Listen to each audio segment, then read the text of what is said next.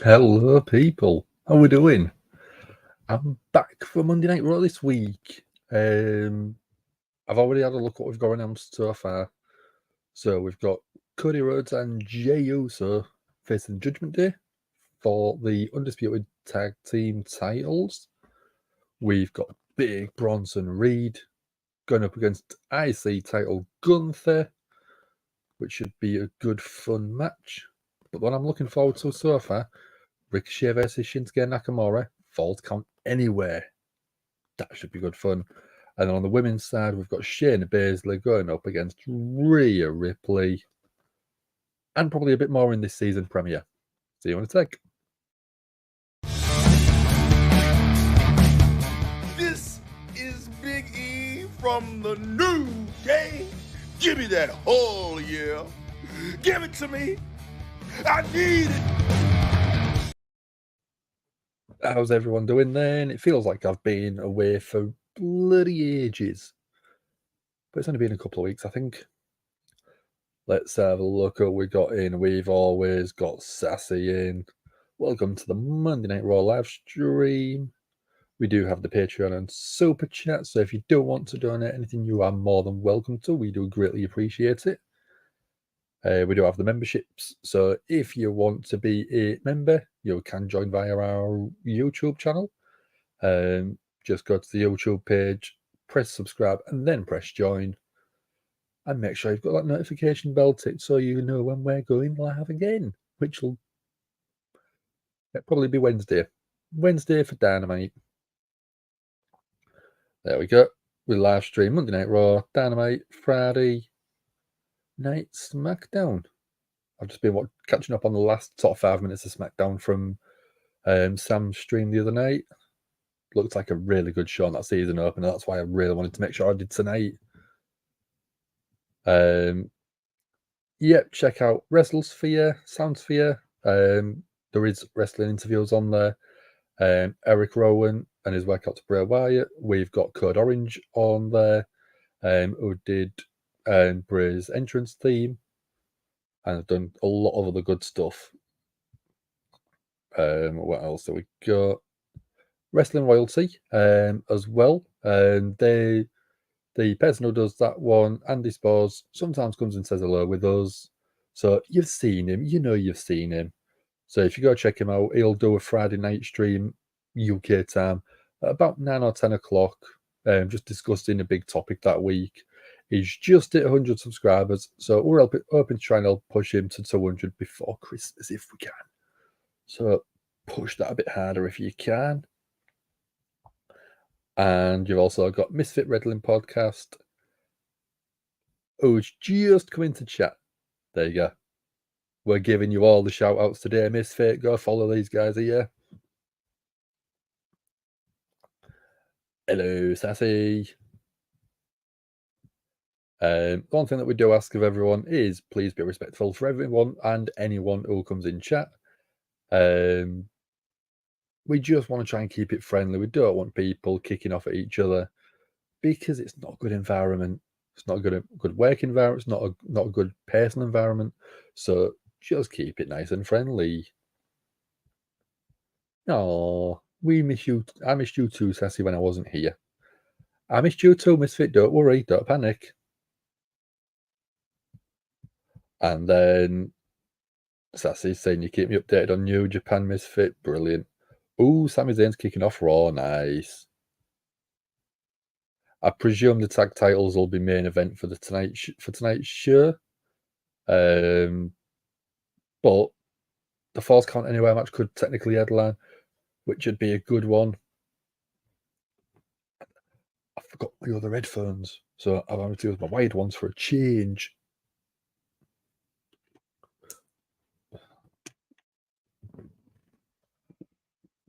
There we go. So yeah, as far as I know, it's the season opener of Monday Night Raw tonight. So it should be a banger of a show. The season premieres are usually quite good shows, and there's usually sort of action packed with all the stars to make sure the season premieres have got good viewing figures. So hopefully we get that tonight, guys. Let's have a look.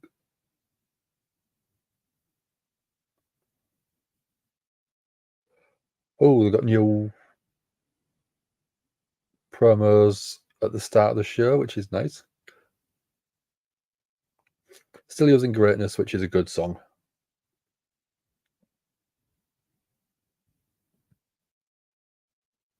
I think it was it Ken Dog who did the original theme? This theme, sorry.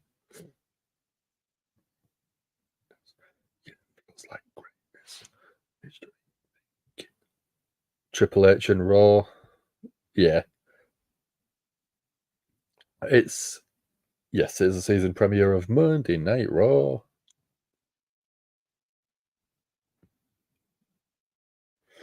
We've got Kevin Peterson and Wade Barrett on Monday Night Raw commentary team, which will be nice. Yeah, so we've got the Tag Team Championship match. Cody Rhodes, Jey Uso versus Judgment Day. Finn Balor and Senior Money in the Bank, Damian Priest. The Ring General, Gunther versus Big Bronson Reed for the IC title. Two huge men slapping some beef. Ricochet and Nakamura in a Falls Count Anywhere match.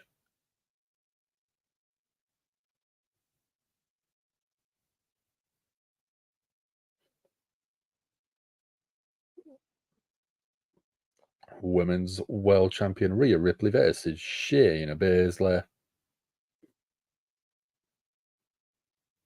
I hope they just keep building Shayna up again because I really miss that brutal start to her that she had in the Elimination Chamber a few years ago. Where I think she eliminated everyone and just went on an absolute tear, but then ended up losing to Becky at WrestleMania. So we've got Sami Zayn coming out, as Misfits said. And he's wearing a KO shirt in homage to his brother who's gone across to SmackDown. Oh, it's Kevin Patrick, not Kevin Peterson. Kevin Peterson's a cricketer. What am I on about?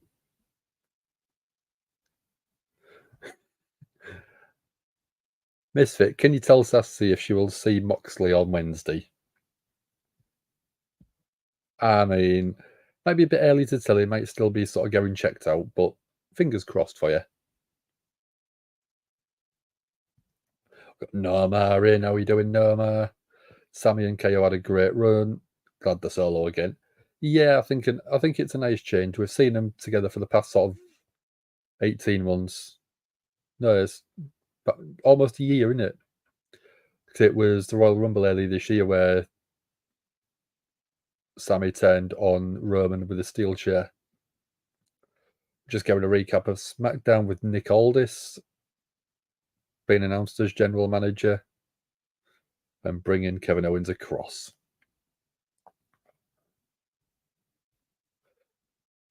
We're getting Sammy chants now. He's grabbed the mic. He's looking happy.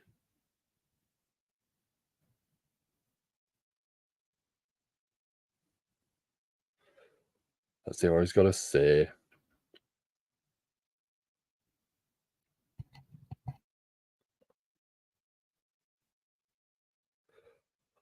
Welcome to the season premiere of Monday Night Raw. Nice start. Nice to it to open.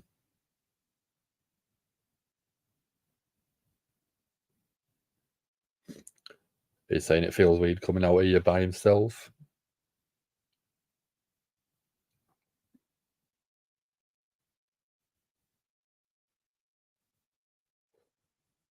He's saying that his brother's been moved across to SmackDown.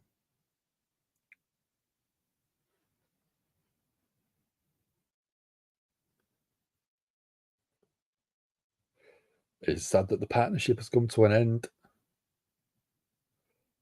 but he's excited for him, which is good. It's nice to see.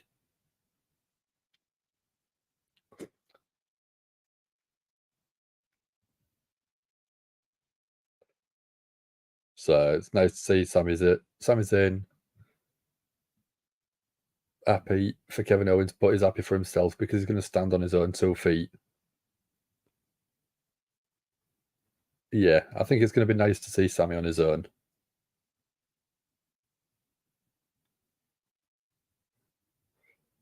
And he's saying he's a world heavyweight champion level superstar, so could he be going up against Seth at Rumble, maybe?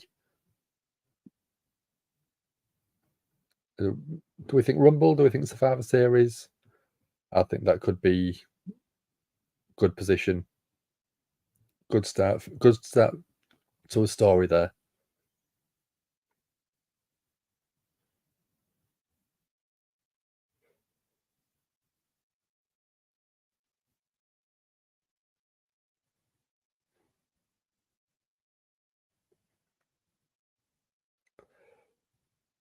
So the elephant in the room that he's saying is KO's not on Raw because of Jey Uso. So could that be his first feud? Now he's back solo.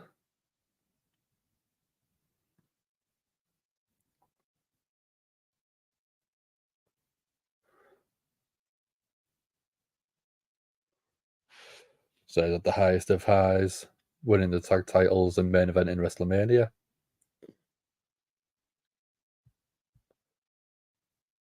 Last week's Raw and SmackDown was any indication of running the show, Raw should be really good. Yeah.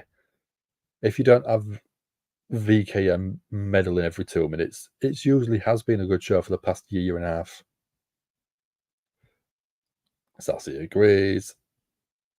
Give me Sami Zayn versus Gunther at Crown Jewel for the IC title. I don't know. I think I would prefer him in the World Heavyweight Championship picture.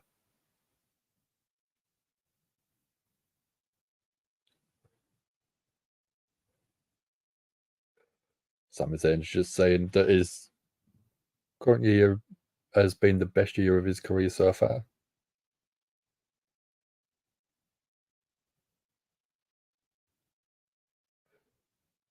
And he's thanking the crowd for getting him to that position. Oh, got Judgment Day interrupting.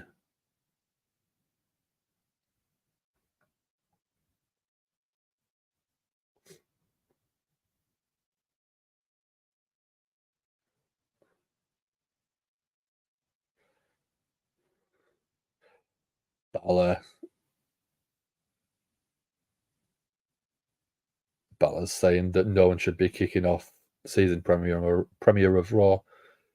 No one should be kicking off the season premiere apart from the Judgment Day.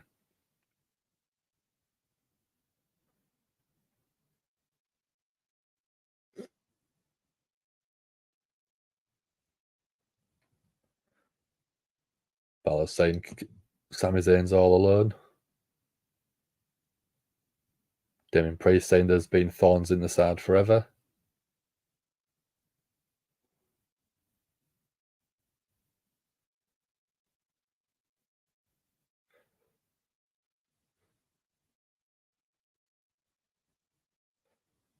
Priest is saying he wants to remove Kevin Owens, remove the tag team champions.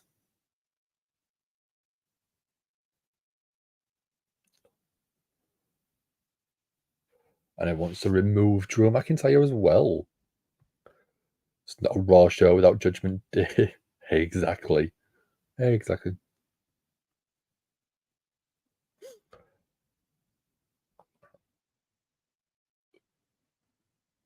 Dom saying that Shane is going to get torn apart by Rhea.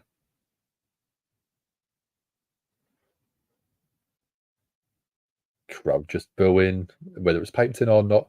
Triple H did make a reference. I was at Nick Aldis the other night. That was quite entertaining.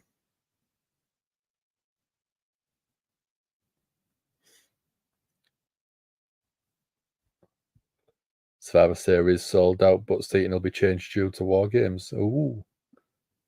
Yeah, I saw the photo of it the other day, and it just looks very small, one ring, taking off a big chunk of the arena, giving me a smaller set. Move the set back a fraction, get a few extra seats in there, not a problem.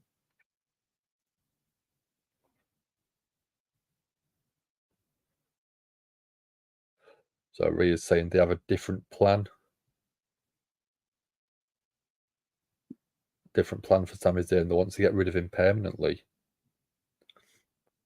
So we're going to get Cody and Jay come out to save Sammy, I think. Ari Emanuel, after last week, became Misfits' favourite person next to Nick Khan in charge of TKO. Good. Yes, we got Jay Uso, main event Jay Uso coming out now with a steel chair.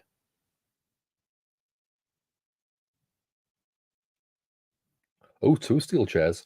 One for Sammy too, as well. We're obviously going to get Cody now as well, aren't we?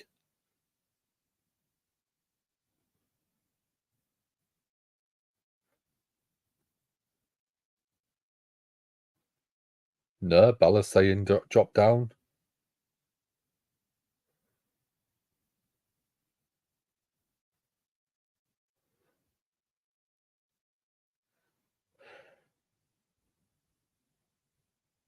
No, looks like Judgement they are retreating.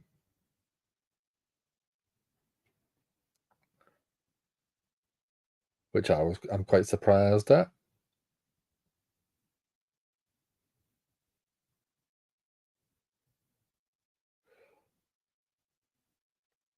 That was just... Oh God, why is Kevin Patrick on commentary? I don't mind him.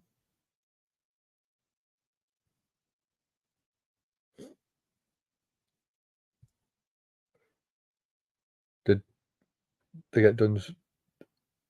Did Kevin Dunn forget to turn on Cole's mic? I don't know. I think they had him with Michael Cole for a little bit, just to sort of give him a few pointers and tips. So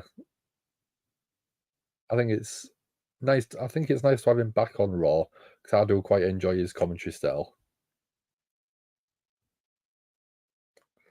So we're going to recap of last week. Ricochet attacking Nakamura, attacking Ricochet. Sorry,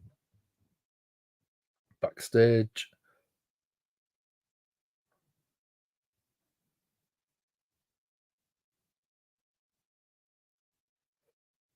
And Nakamura attacking Ricochet as he was doing his entrance.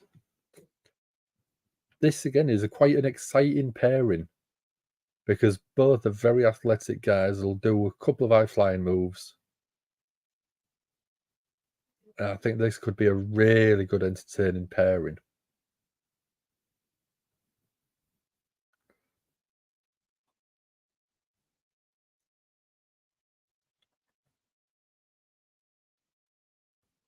Nakamura's backstage cutting a promo, a pre-recorded video package, saying that he's going to smash Ricochet like a little bug on the dairy floor. Oh, looks like we're starting with this match. Let's edit that banner.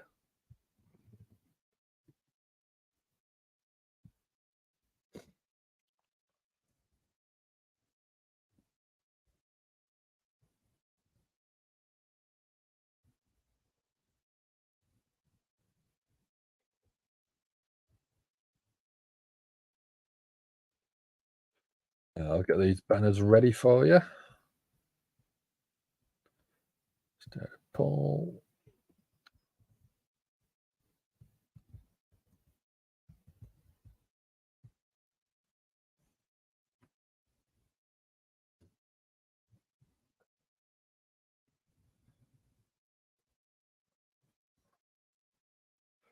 Ricochet versus Nakamura. Start that poll. There we go.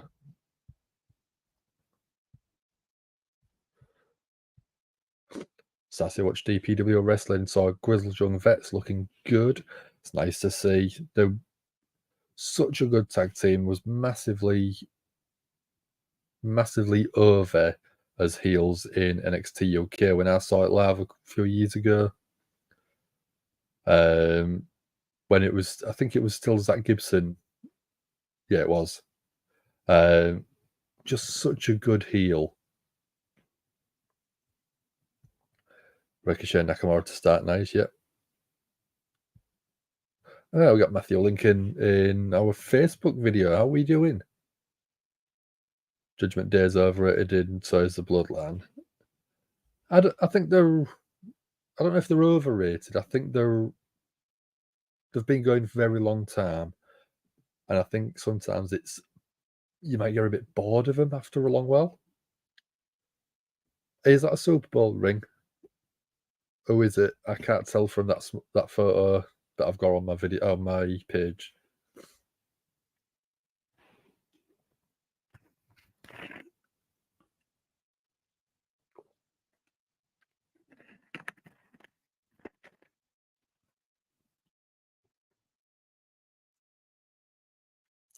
Yeah, yeah, Sassy's pretty good. It's the overexposure that you get bored with, I think.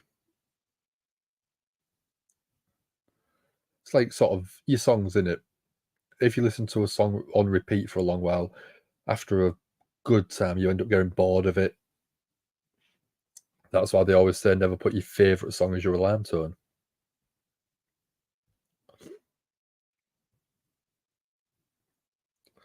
Ricochet depends on the ropes and turnbuckles for his high-flying moves. Be interesting how he uses those skills outside the ring if it goes there, says Norma.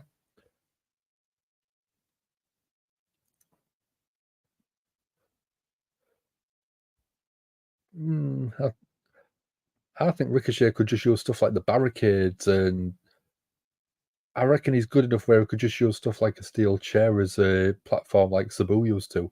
I think that'd be a great way for him to not tweak his tweak his character more than change his character. Roman Reigns' run as champion is overexposed and is never on TV. I think the problem is his defenses. He's never defended it on a regular basis and often enough for me. You look at Seth Rollins' run as World Heavyweight Champ. World Heavyweight Champ. He's defended it. I think he's defended it more than Roman has in total, which is crazy. Matthew loved seeing Heyman talking to Rock's daughter. I mean, Heyman is king of the microphone. For me, is top 2, top 3 all time on the microphone. I reckon you put Heyman, you put Bobby Heenan, and who else would we put in there for being king of the mic of all time? I think someone like MJF is definitely in the top 5 at the minute.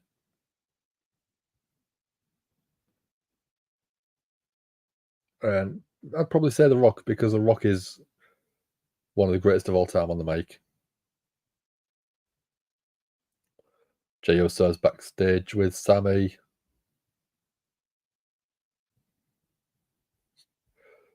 Just a reminder that KO ran up to the Tron just to dive off it. Yeah, exactly.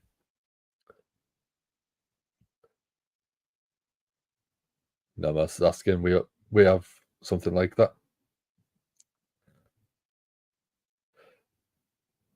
Sammy seems a bit upset that Jey Uso saved him instead of Kevin.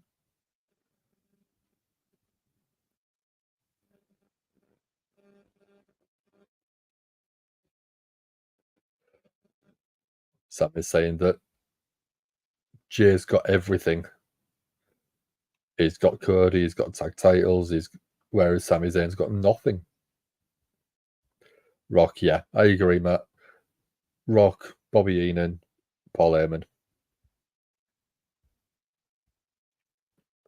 Sammy blaming Jay, yeah, I know.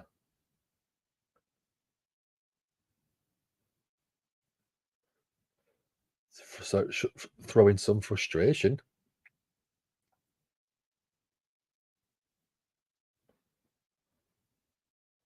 Pushing the ladder over, but is just chasing Jay down. He's apologising to Jay now.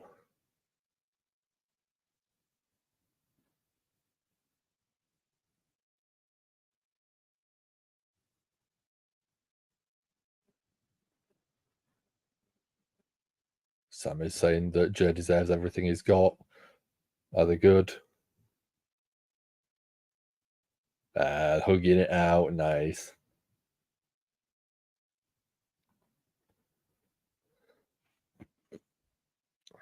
How are we getting KO on the men's War Games team? I think the way that I would probably do it, and just because I've seen the message, I want to answer it in the best way I think for you. You have the team put together without Kevin Owens. You have someone taken out earlier on in the night, and they need to scramble to find a replacement, and then you throw Kevin Owens in there. He could even have another match earlier on in the night to throw you off.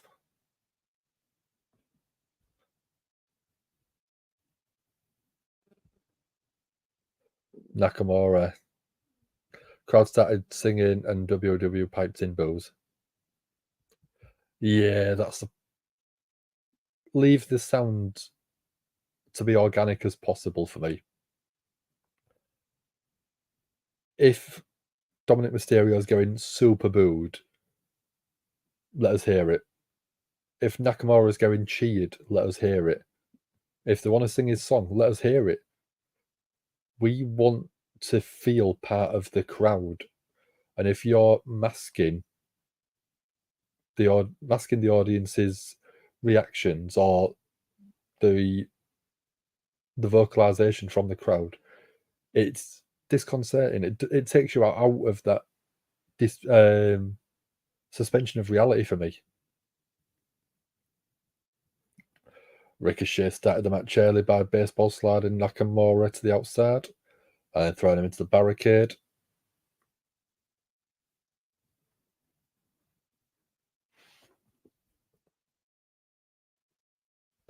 It's fine with Dom, but people actually like Nakamura.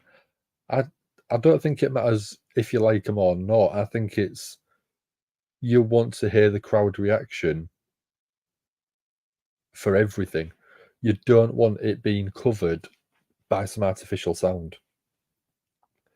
Nakamura just did his knees while Ricochet was prone across the top ropes. And an exploder suplex and went straight into a pin. Gets a 2 count. Ricochet went for something like a code breaker. Goes for a pin himself. Just gets a 2 count as well. They didn't pipe in the booth for Rollins when he was a heel. They were singing exactly. And that told the people that wasn't in the arena that it was okay to sing along. It was okay to like Rollins, even though he was the heel. Ricochet coming off the ropes. Beautiful. Over the top. With a twisting sort of moonsault. Went for a pinfall, gets a toe count on the outside because it is falls count anywhere.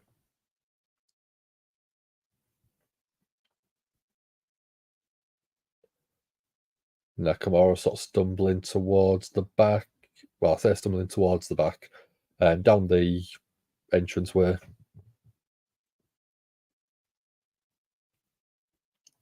Oh, Nakamura was shot to the throat of Ricochet.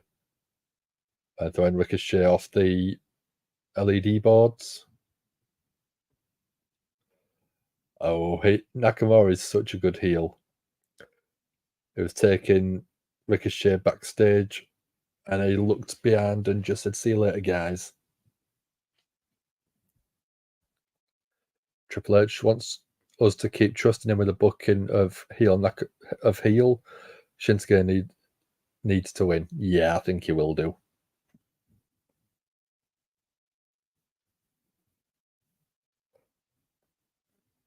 Nakamura just eats a huge flying knee. 1, 2, kick out. So we're in gorilla position.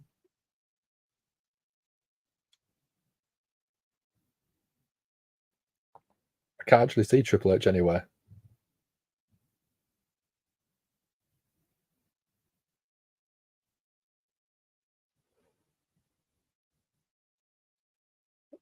Nakamura eats a punch and goes out to back into the entrance. Ricochet just said, "Be careful, guys. There's a Ricochet coming through."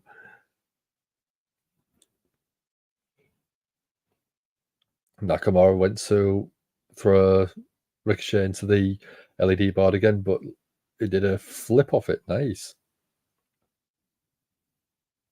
Nakamura dropped. Ricochet went for a standing moonsault, but Nakamura got his knees up.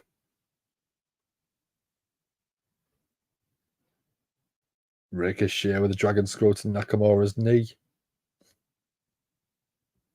Then lands that standing moonsault. Beautiful.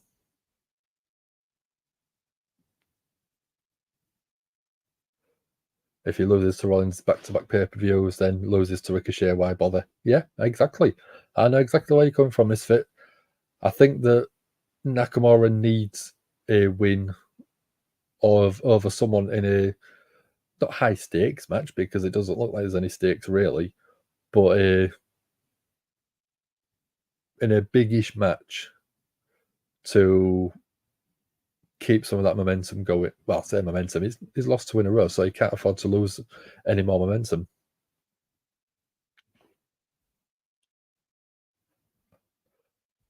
Gargano's going to wrestle his first match on Raw since May, so we're getting him go against. I don't know. I'd like to see him go up against.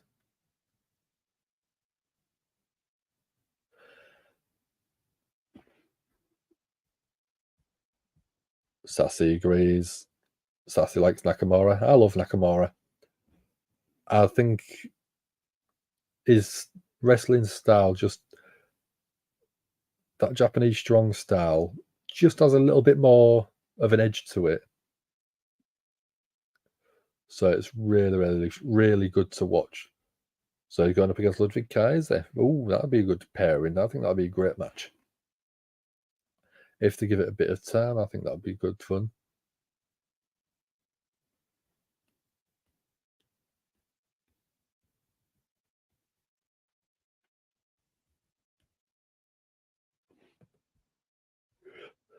Nakamura needs to win tonight. Yeah, we agree, Sassy, don't we?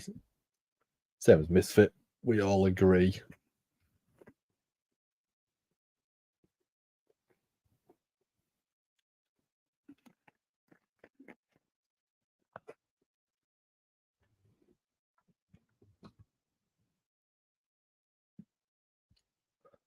Rumours Rhea's going to defend the women's title at Crown Jewel in a 5-way. That's a lot of women going across there for a change. That's nice.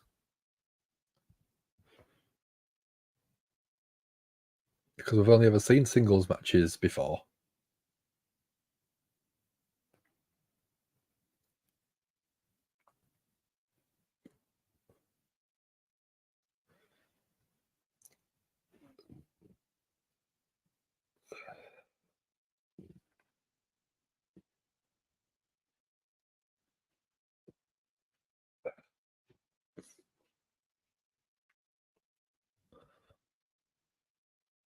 Oh, would we like to see... Oh, we've got Prince Ali here. Now you're doing Prince Ali. If there's any doubt Triple H was in charge of creative, this edition's Raw is the ultimate counter-argument to that. Yeah. It's a Triple H booked Monday Night Raw. It sounds like it's a banger from even before the start of the show. So it means that it's more likely going to be Triple H controlling stuff in the future, which is exciting. So good. 5-way match may be hard to follow. What women could do a decent one? Oh, we've got Ricochet up in the step crowd somewhere.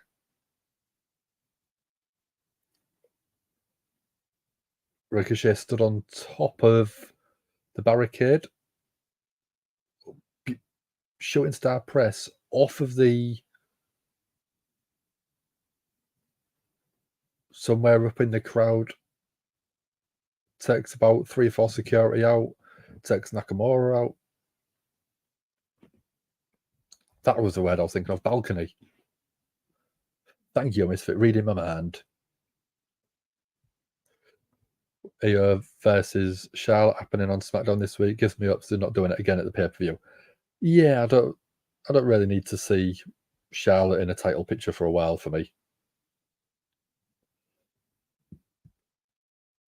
Prince Ali, nice. Jeff Hardy approves that move, exactly. That's a brilliant move.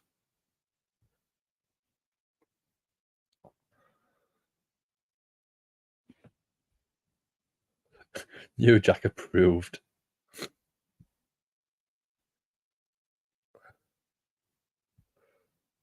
Just a reminder, 17 women were featured throughout Raw last week. 17! That's brilliant. It's nice to see a good selection of female stars being showcased, which is what we want. You've got 3 hours of Monday Night Raw. I think you should have at least a third of that time dedicated to the women's performers.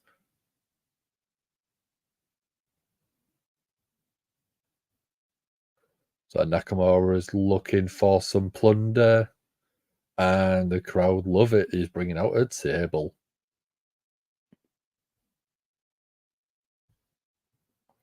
SmackDown is where Kyrie could return because it's happening sooner or later. Yeah. Oh, some nunchucks. And he's going to town on Ricochet with some of the nunchucks.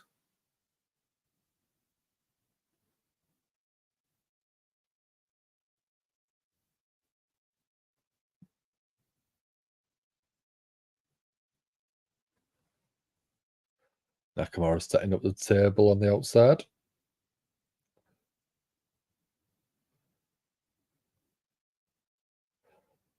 Oh, he's also clearing off the announce desk. Ricochet responds with a huge knee.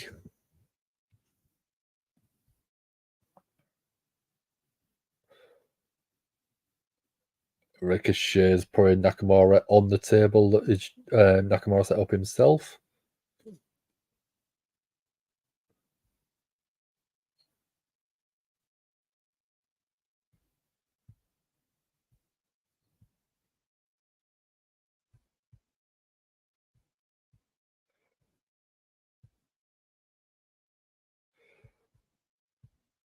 Won't be a sec, guys. We've got a spammer on the Facebook page.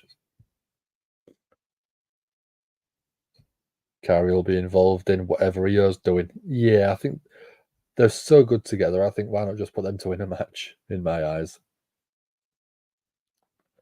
Nakamura with something like a GTS. Only gets a 2 count there. Nakamura looks frustrated with that.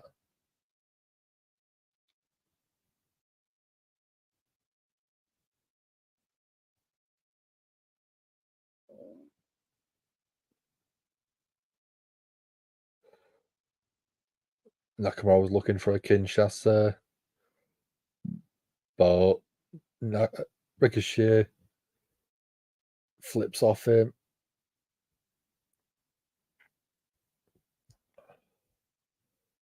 Raw should get a female commentator to showcase women's wrestling.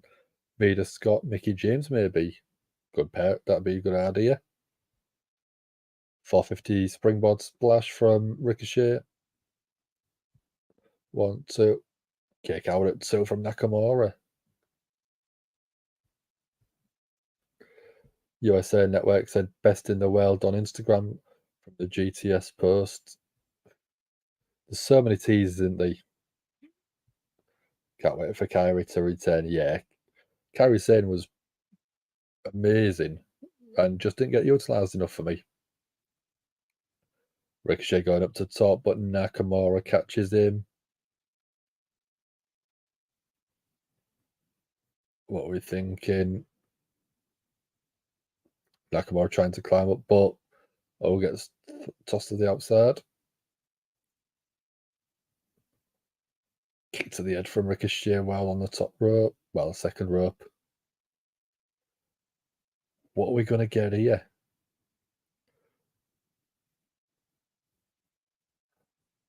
Ooh. Nakamura kick to the head of Ricochet. Ricochet falls off the second rope. straight off the ropes, through the table on the outside. Beth Phoenix, but they chose not to use her yet. Kinshasa. Yeah, good match. Very good match. Enjoyable. Right person won for me. Oh. So we've got news now. Tammy Lynn. How are you doing? Thank you very much for joining. And looking at it, you're a subscriber and you're part of the community. So thank you very much. I'm just going to open our channel just to double check.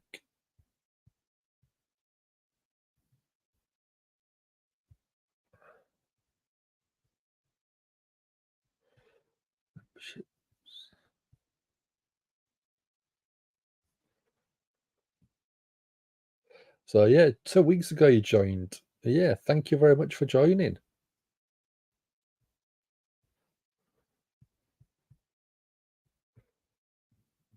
How did you find us then? What made you sort of subscribe to us and then decide to sort of join our channel? Just out of curiosity, because I've not seen the name before. This should be the end of Nakamura Ricochet feud, hopefully. They've ended it with a big match, which is good. That's what you want, is a big, solid match to finish the feud.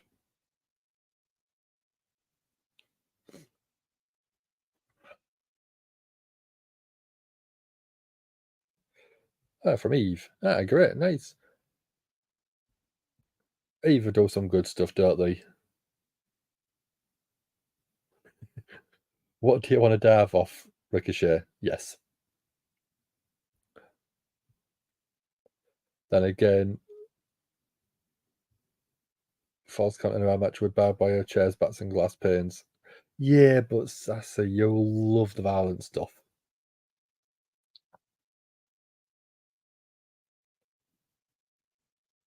So we've got Doudrop.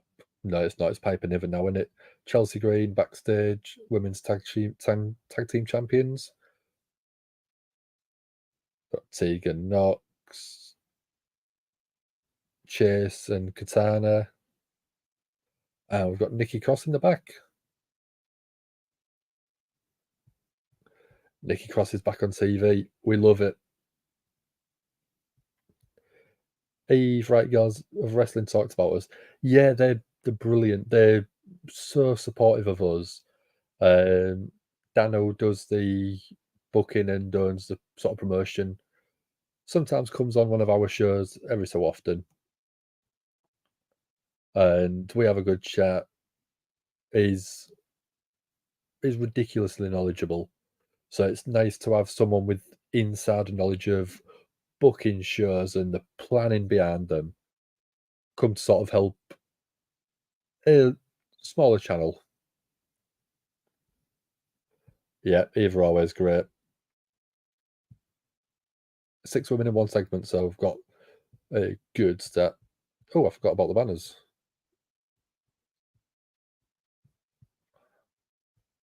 71% of people got the Nakamura match right, which is a good percentage. So going Piper Niven versus Natalia. So let's get a poll going for that one.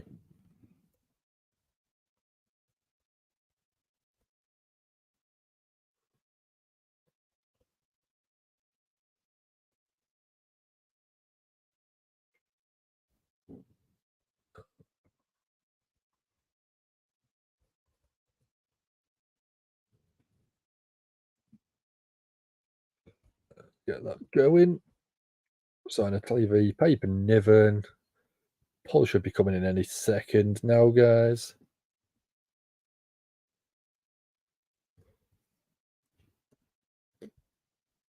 There we go. Yeah, Dan Reed's an awesome guy. Although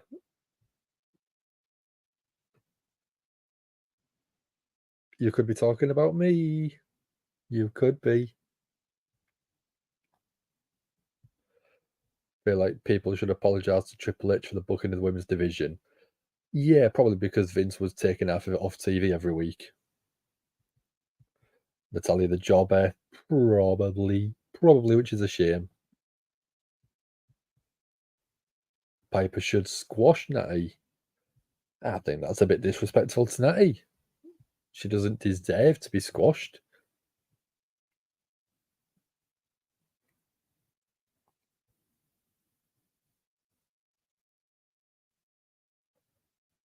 I know we're on a commercial break at the moment.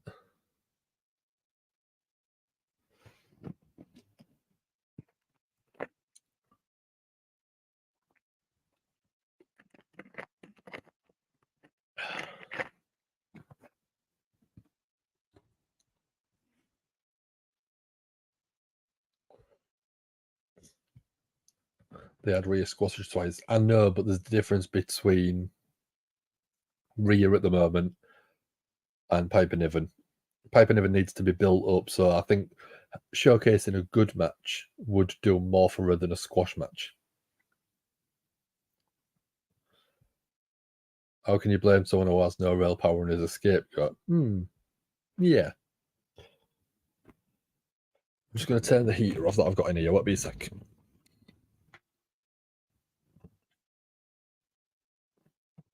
Right where?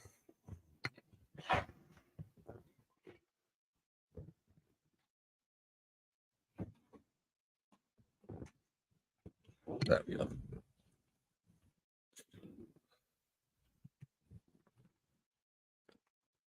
I've just realised we're 45 minutes in and I haven't gone through all my snacks. So, if you know me, you know I like my snacks. I've got my usual. I've got my pack of pepperami because it's what I eat. It's my... I think they're running through my blood now. That's how Twitter thinks, I see, yeah. God, I've had Triple H and Tony Khan will get no credit, no blame. They have thankless jobs, respect them both for doing it, yeah. I'll tell you, I'll go through that in a second. I've got some barbecue-filled chicken bites. And then for the sweet stuff, I've got some Kinder Bueno minis. So, I've got a game that I got a month or two ago, and it's called Pro Wrestling Sim. And you basically can book every single aspect of a show.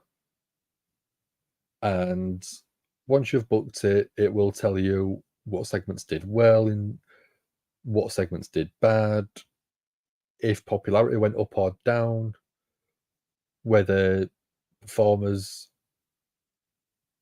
if there was in a match, there was gassed at the end of it.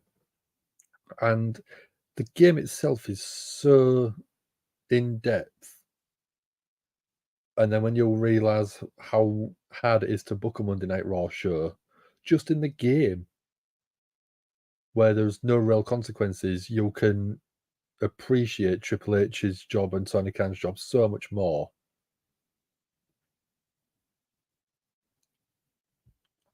So, good or bad, yeah. If you listen to Misfits Joe, never once blamed Triple H is for the booking of the division, yeah. We can agree that Vince in his old age got dumber with booking anything. I completely agree with that one, Tommy. Tony Khan doesn't want help in the booking, that's his issue. Yeah. I think that is the big problem with Tony Khan, is he thinks that he can book everything. But he's trying to book 2 hours of Dynamite, Collision, but he's also got other things. You've got the NFL season on at the minute, so he's got to be mindful of looking at stuff like that. Then he's got the football season. So you've got the Fulham team. You can't have all of the time in the world to book a show, especially when it is a full-time job on its own. It'd be hard work if you didn't have all them other tasks to do. Michael Cole requested some time ago for this week off due to a personal commitment. It's not an illness, so okay. I quite like the pairing. The two Brits on commentary. Natalya looks like she's... I don't know if she's slimmed down quite a bit. Or if it's just a change of outfit that's messing with my brain. Tony Khan is changing with Bryan Danielson. Yeah, Jaguars, Fulham. He's a busy man. Tony Khan needs to quit booking everything but pay-per-view and let other people book the non-pay-per-view shows would be better, in my opinion. I think you should get someone in full-time. I think Tony Khan should have someone full-time to do it, because they can then plan stories with the performers and they don't need to run everything by the boss. It could be the performers sit down with a booker and an agent and go, this is what we think, point by point. What do you think? Does that sound good? Everyone in the sort of room goes, yes, okay. What does Tony think? I think that's the way it should be. Oh, the facelift and a tummy tuck. Oh, okay. I wasn't aware of that, but thank you very much for that one, Tammy.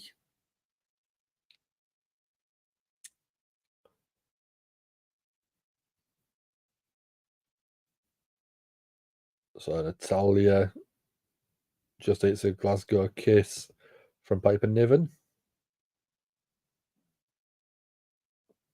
I love the way that the pretty much British performers get it called as a Glasgow kiss, whereas everyone else just gets called a headbutt.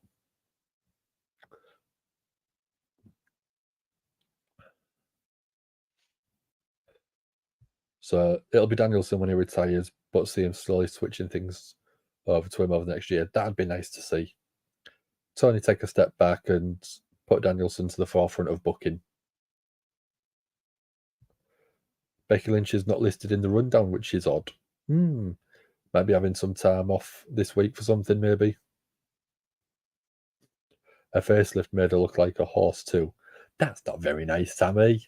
Don't be mean.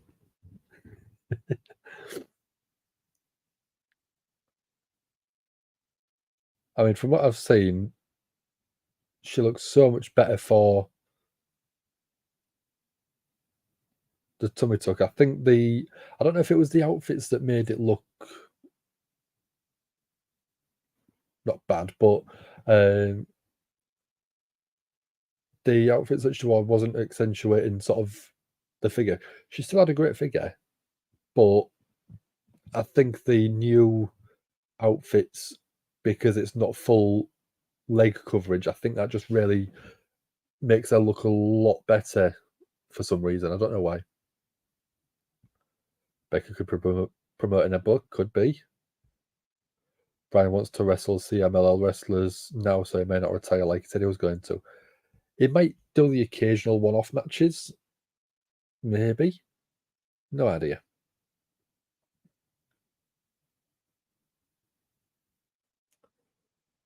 So we're on a commercial break again, UK side.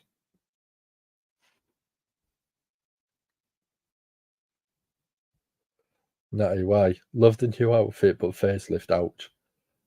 I haven't really sort of took much notice of face yet. I've been sort of chatting with you guys and watching little clips.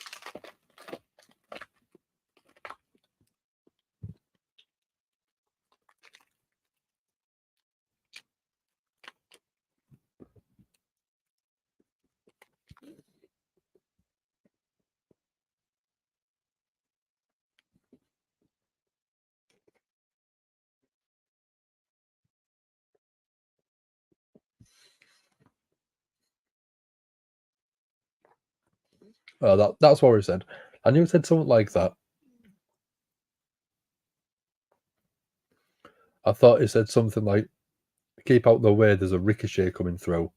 But if it was stand back Hurricane, because Ricochet is coming through, that's even funnier. Was Gregory Helms in gorilla position? I don't know if he's a road agent for him at the minute or what, but yeah, it could have been backstage with that.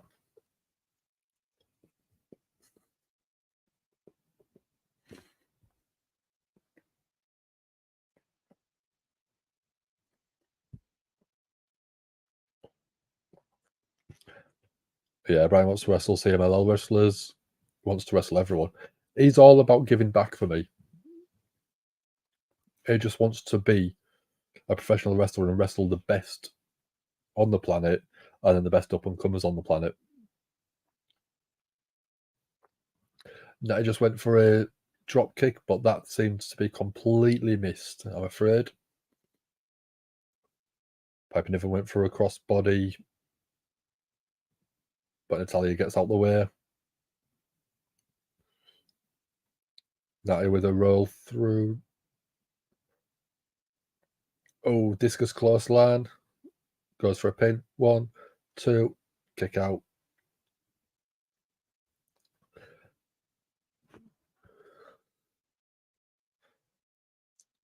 Tammy's not a real fan of Ricochet. Why not? The man is his own highlight reel. Natty was looking for the sharpshooter, but Piper Niven kicks off with that power. 1, 2, 3. Niven gets the win with the basement crossbody. It wasn't far off a squash, though, for me. It's only 2 or 3 minutes.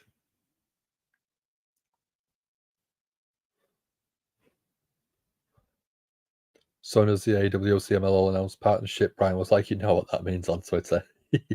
He's always working. Think he's overrated? I can understand that. I like Ricochet. I've liked him for years. Oh, we've got Tegan Knox coming out. She's coming to help Natty, I think.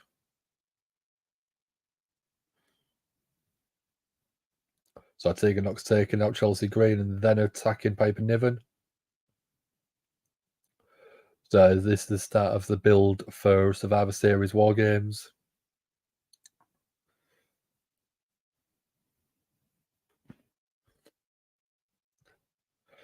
I think the G1's in his future. Brian wants him, Mox and Claudio to do G1 next year, if wives approve.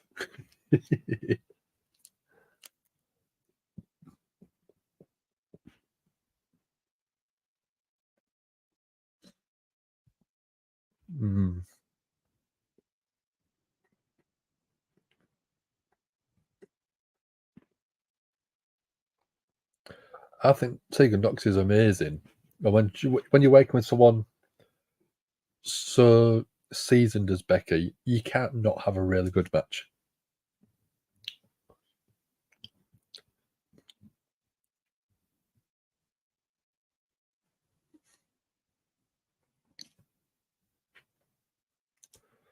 So Judgement Day talking backstage about taking Drew out.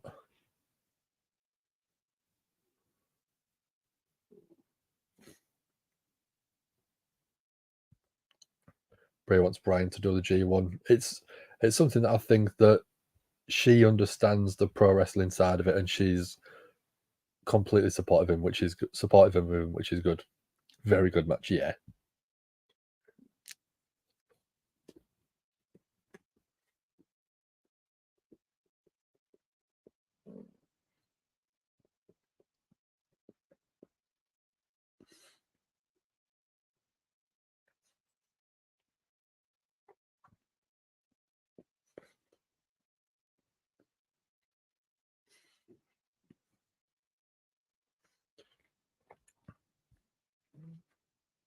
Curious about what Drew and Rhea was talking about last week? Maybe. That could be interesting. Oh, I've got Seth freaking Rollins coming out now. Becky can take a mud card wrestler and make them look like a top card wrestler. All the best normally can. All the best can. Bret Hart did it. I mean, when you've got people wrestling brooms and blow up dolls, it shows how good they are when you still are gripped by how good that match is. Rhea and Shayna had an awesome NXT title match back in 2019. Yes. And that was before, I think Rhea really found her stride as well.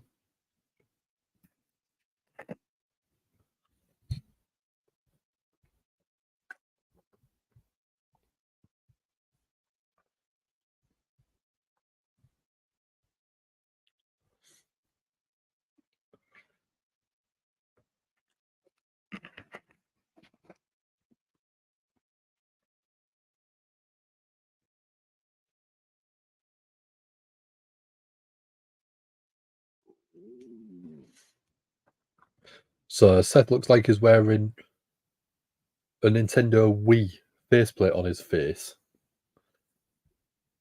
or a letterbox.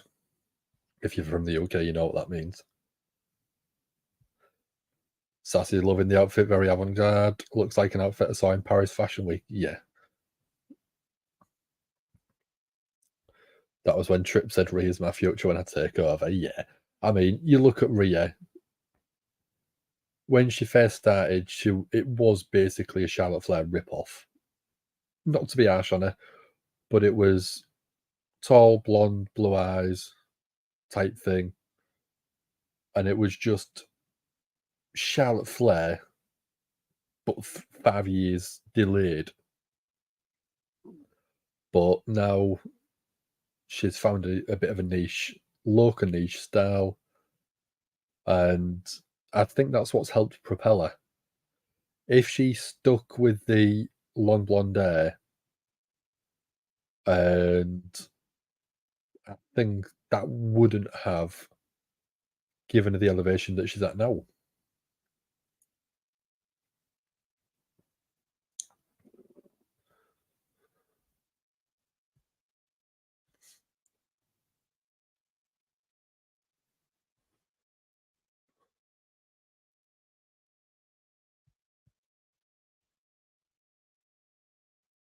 So yeah, I think with Rhea's style, because she completely changed her look, it was different to pretty much what most people was doing in WWE at the time. You had Paige, but she'd been out of the ring for a few years, or she'd not sort of long retired. So there wasn't really anything like it on Raw at the time, I don't think, or on the main roster for the time.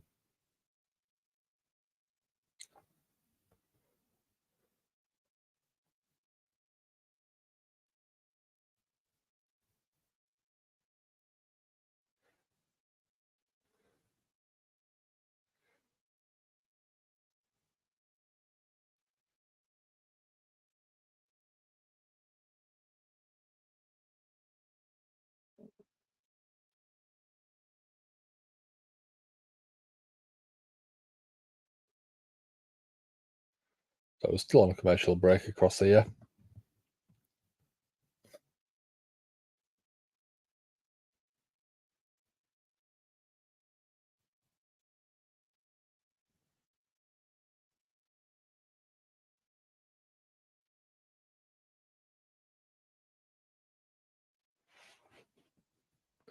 So you need to get going to work. What is it? I was going to say, what is it you do? But if you click on the reply, I can read it out. But thank you very much for joining, Tammy Lynn. And hopefully you have a good week at work. I'm back at work in about 8 hours. So yeah, I'm finishing this and going straight to bed, get a few hours sleep before I start. Sassy's got anchovy popcorn. Oh, I don't know if I like the sound of that. Jimmy, is that venison sausage? Pepper jack cheese, oatmeal chocolate chip cookies. They sound good.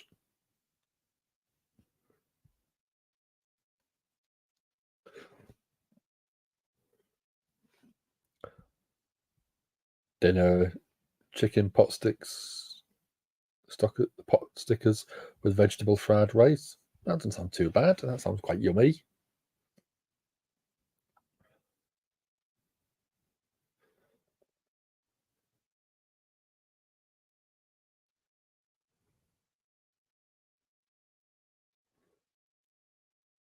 So going to recap of last Monday. Seth saying about Drew versus Seth in Crown Jewel.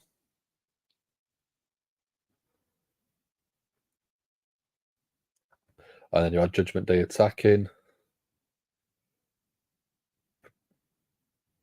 protecting Seth from being cashed in on.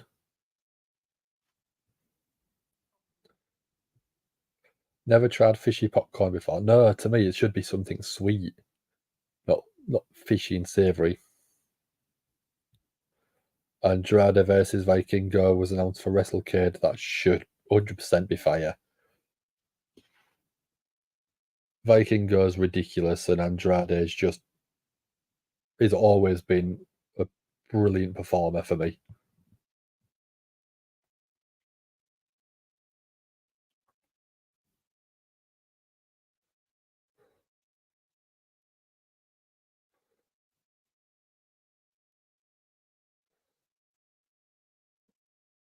Them glasses do look like a telephone box to me. Not a telephone box, a post box. Virgin friend killed a deer and gave you sausage, jerky, and ground meat, making chili. I've never been a fan of chili, but make me some jerky out of it and some sausages, perfect.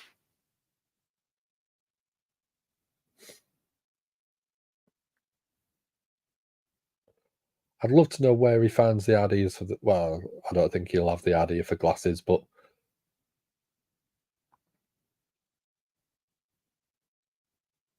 where do you think of it? Do you just look around and just think, I'm going to stick that on my face for tonight's glasses? Not fishy, very savoury. I reckon it will be savoury, but it'll still should be sweet for me. We haven't seen Adam Pearce on Raw tonight yet. No, we haven't. Jalapeno poppers last night. Clean the seeds out, stuff them with cream cheese, wrap them in bacon, cook them in the oven until the bacon is done. Sassy loves them. I'm not a fan of jalapenos, so not for me, I'm afraid.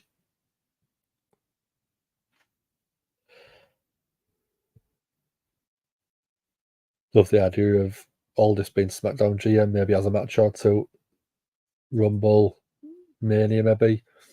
I reckon it might be to that point where that's where he ends up doing a match. So we've got Drew coming out.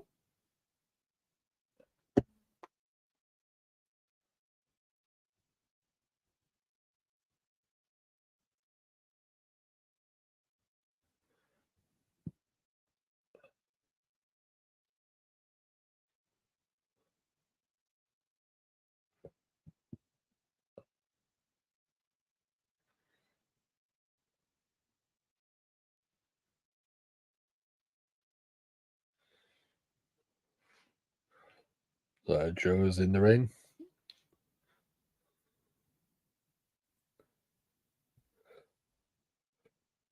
Drew, my man, babysit me. Behave, Sassy. Behave.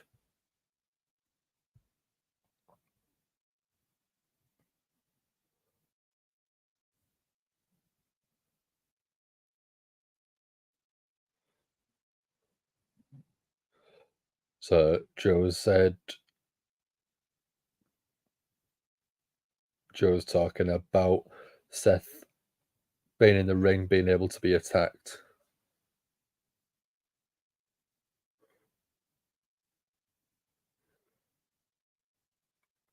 Seth saying he can handle his business on his own.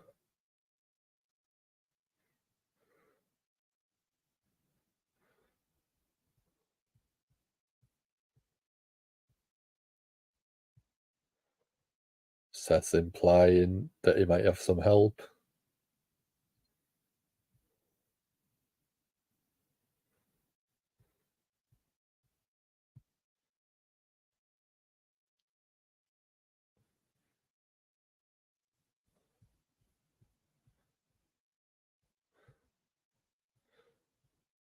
Great description.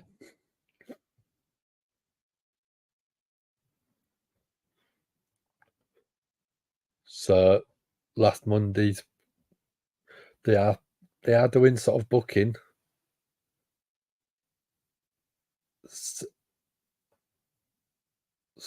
sat backstage, Scottish Psychopath talking to Rhea Ripley. Rollins is asking for answers.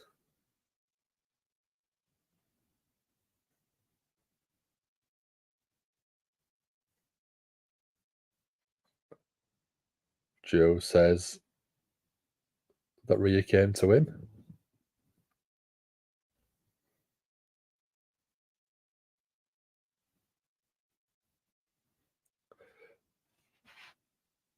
Joe says to Seth that he should be worried about taking the title off him.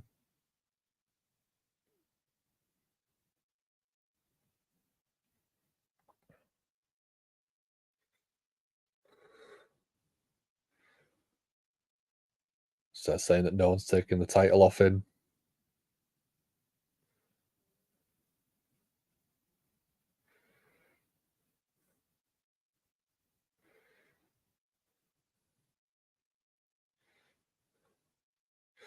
Seth saying that Joe's had a lot of big matches, big opportunities, but also big failures.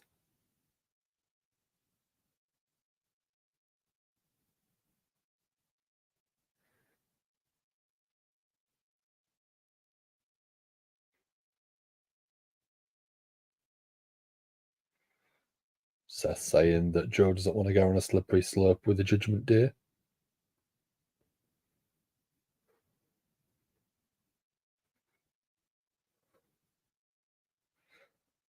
Last time these two had a match together, Drew beat Seth.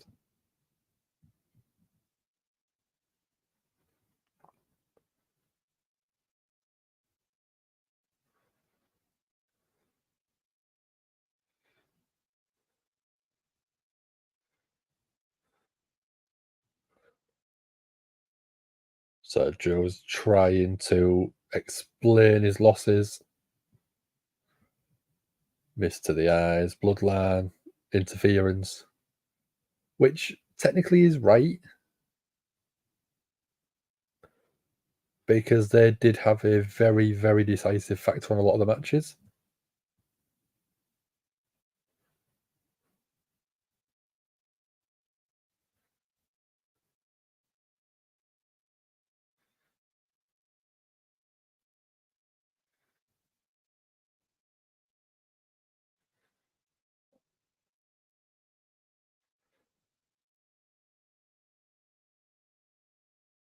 Joe talks about the crowd. Seth loves the crowd singing his songs.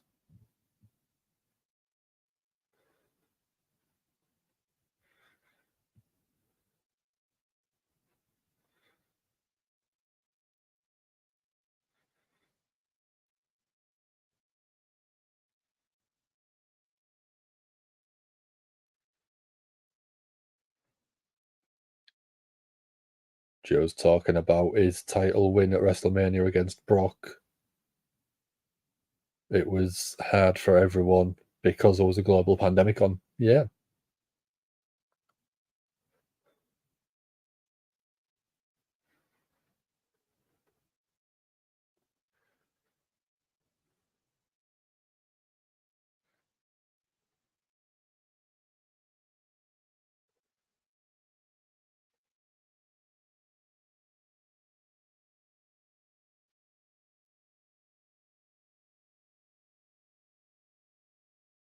Joe can be such a good heel on the mic.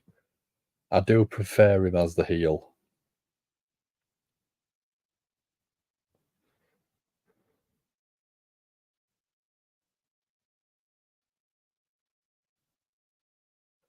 Seth says that he knows what Joe's going through.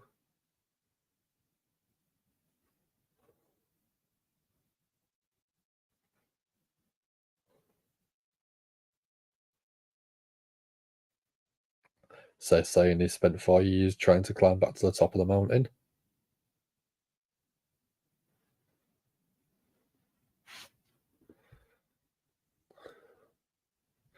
fact that Drew hasn't won a world title in front of fans is sad. Yeah. Such a shame that he had to win the title during the pandemic.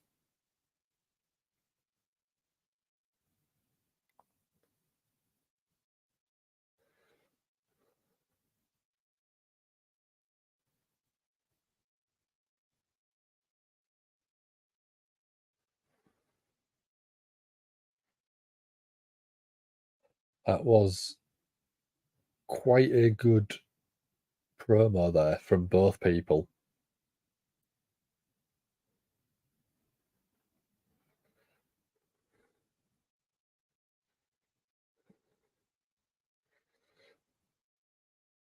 I think the do bounce off each other really well. They've both got great intensity. They've both got great dialect in terms of they put over the actual phrases clearly, but also emphasized well.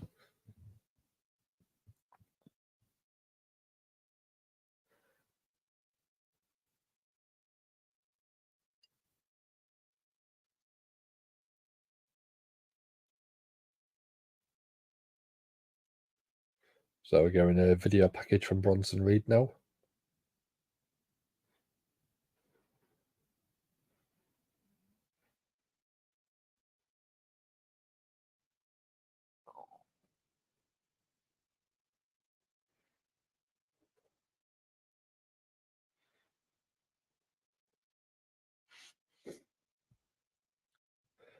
Very sad. Yeah, Sassy would love to sort of be there to support him and cheer him on.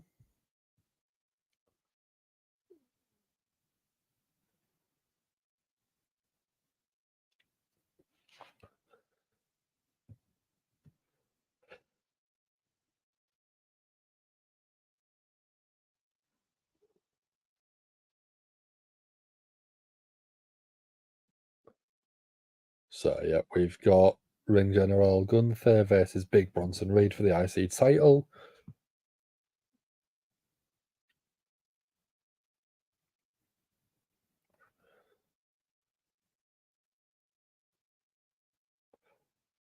We're getting Imperium coming out.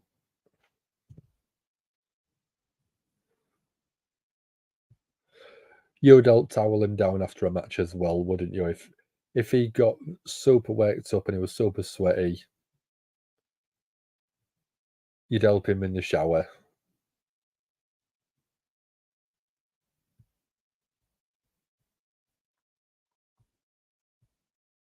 No, that won't.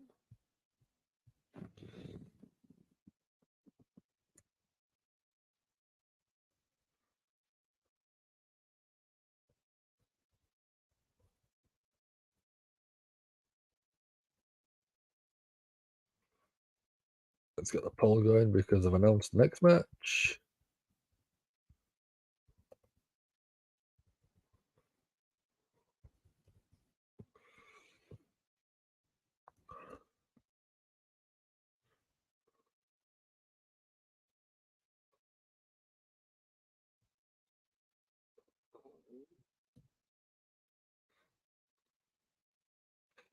Versus Kaiser. There we go. Ludwig just makes you laugh. What a character, yeah. That's a wife job. Never be a wife. Oh, okay. Already done for you, Asin. Already done for you.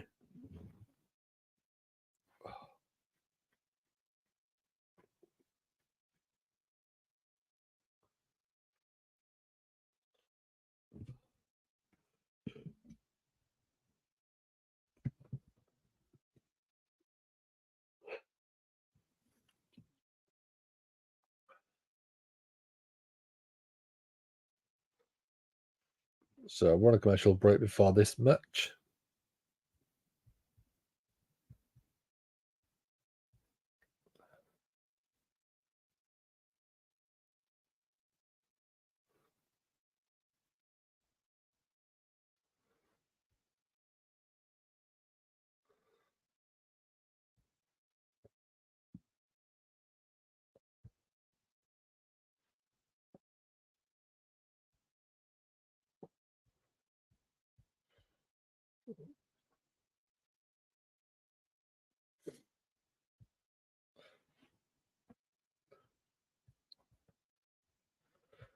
Worry to save us in, yes.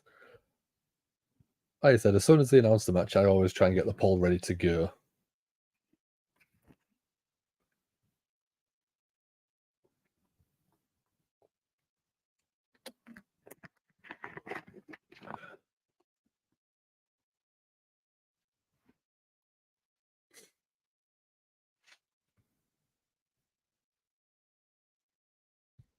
What's Joe's deal? Ian WWE talking to resign. I don't know. I don't know if he's re-signed. I don't know if he's going to go back on the Indies for a little bit. WWE bought the license for the OG DIY theme and not made a crappy Death Rebel version. I love the original Gargano theme. I love the original DIY theme. There was great energy in the songs.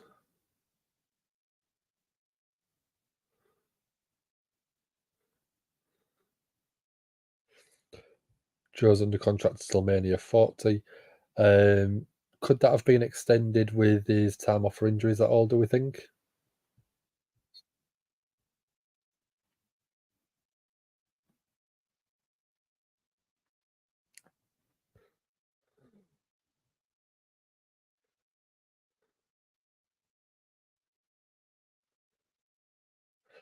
So this is something I'm looking forward to. Tyson Fury versus Francis Ngannou. That to me is going to be exciting.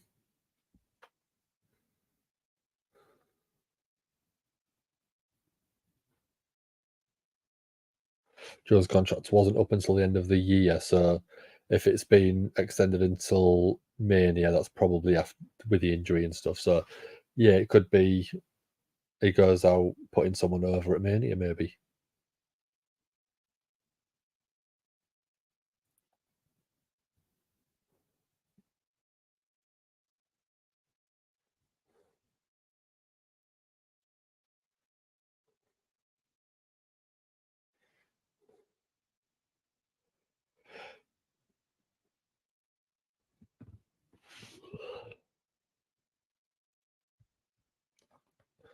Yuck, Logan Paul. If he wins the US title, you're done. Think Joe's staying? I hope so.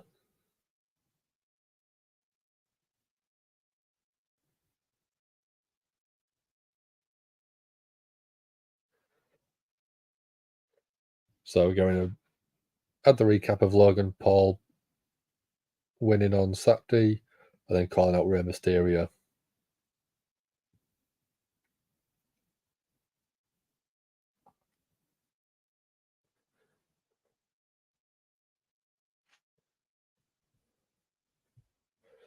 To be that guy, sassy, but Logan when the US title will do more good than it's doing being around Rey. It's going to draw eyes on the product, isn't it? That's the main thing that WWE seem to care about is how can they increase viewership.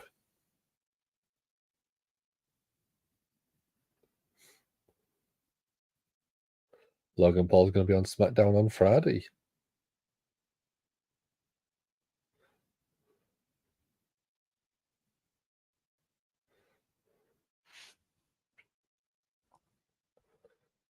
Logan Paul versus LA Knight at 40 for the US titles money.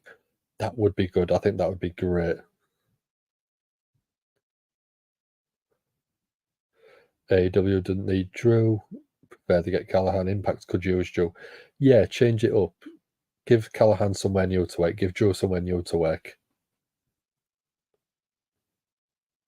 So last Monday we had DIY sat down and Imperium came and attacked DIY. That's obviously set up the match for this week.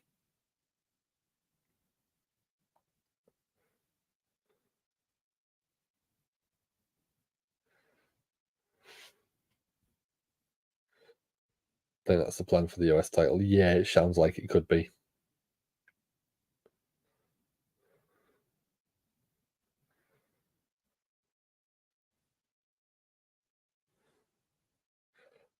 Gargano's walking with some purpose. They're actually jogging, sprinting to the ring.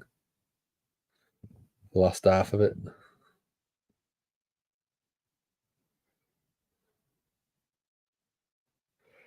Bell goes. Gargano just flies at Kaiser. Head scissors take down. Gargano off the ropes. Suicide dive. Straight to the outside.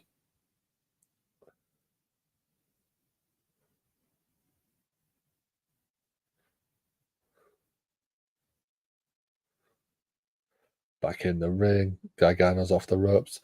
Eats them.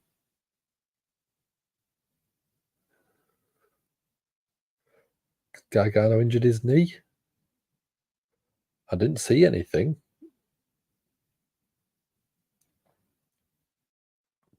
Big drop kick from Kaiser as Gargano's in the ropes. WWE's never cared about the US title because where it came from. Agree about Rhea, it was the wrong call, but the people can build a title besides Logan Paul. Yeah. There's a few different things they could do. Gargano's tying Kaiser up in the ropes.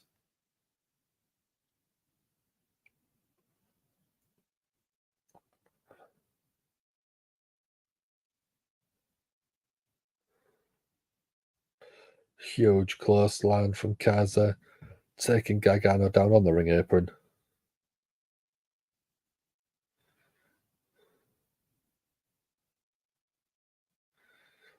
Oh. European style uppercut to the back of Gargano, taking him off the ring apron into the barricade.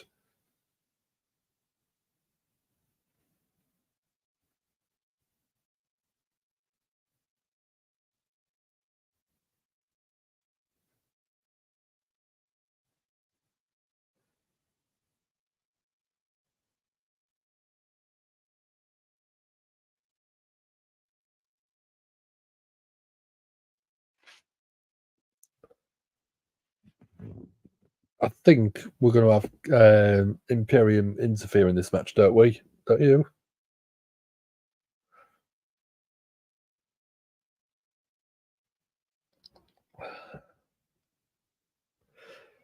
That's probably how it's going to end up. Vinci's going to get involved, cause a disqualification or a distraction for Kaiser to get the win. Vince isn't in charge because Gargano isn't feuding with Amos, which is the match they had him doing on live events. Little v large, yeah. That's a Vince thing. Many SmackDown wrestlers could bring prestige to the US title. There's a good range. And I think if you're talking about someone like LA Knight, I think he's too, I don't mean it harshly, but is he not too big for the US title at the minute? You're feuding with Roman, and then you're looking at the US title. That's technically a backward step for me.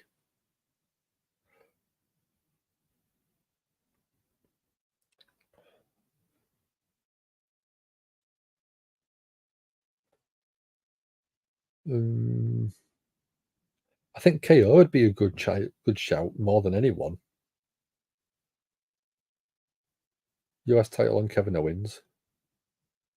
That'd be sort of putting him back to more like the prize fighter type. Which I loved the prize fighter gimmick that he had when he first came onto Raw.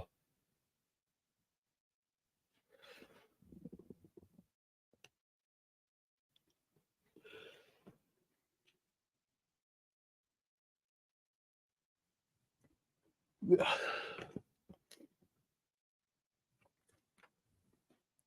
all about all the titles, but that's what's going to bring prestige to it, not who has the title. No, but if you put the title on someone,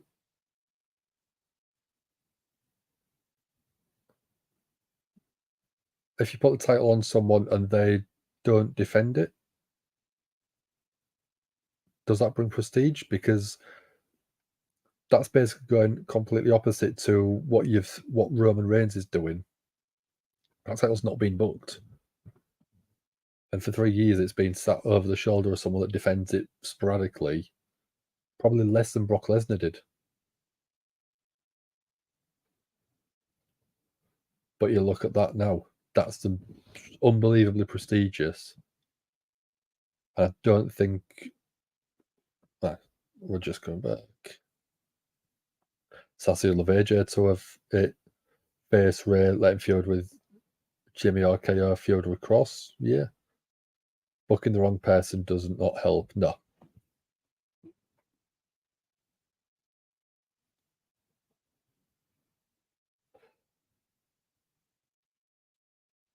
Gargano in a submission from Kaiser.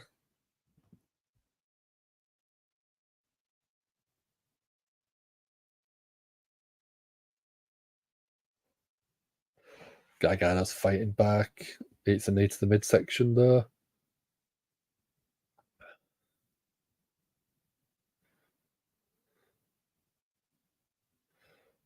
Gargano with a back elbow now. Roll through kick to the head of Kaiser. Gonna be all the great.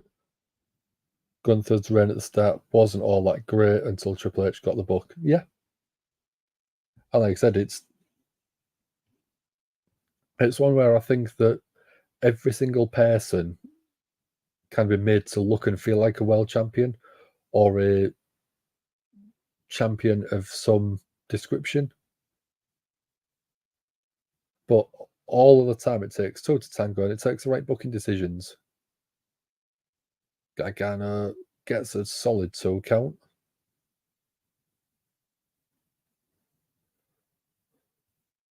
Very similar to like a tornado DDT on that from the second rope. That was very nice from Gargano.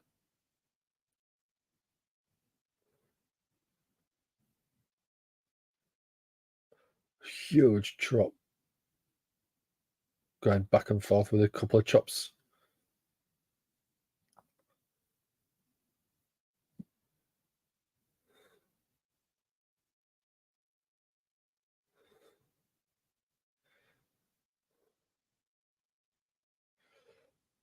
Super kick in the corner. Beautiful flipping into a sunset flip. Gets another 2 count after stacking Kaiser up.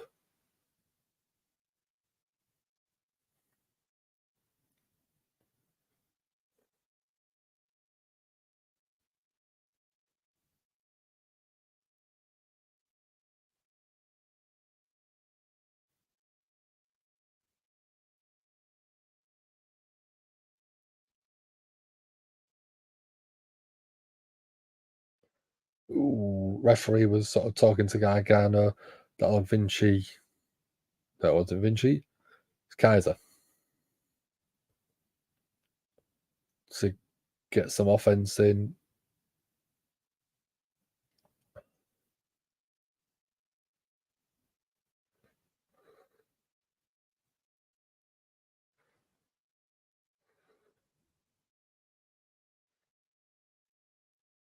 Kaiser picking up Gargano. Oh, Gargano gets out, rolls through. 1, 2.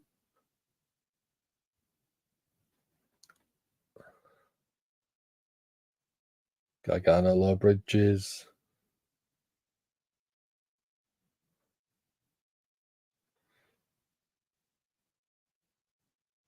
Well, that was bell from Gargano. Beautiful.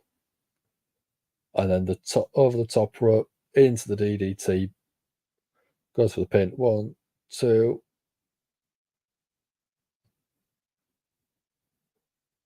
Vinci just pokes Gargano in the eye to break the pin up.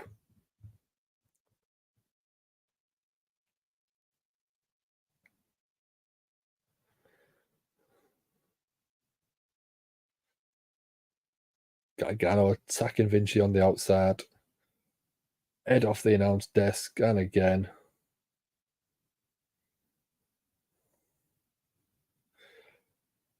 Beautiful, beautiful Senzigiri. Kaiser with that DDT that he does. 1, 2, 3. There we go. Yeah. He had to be involved in the finish, didn't he, Vinci?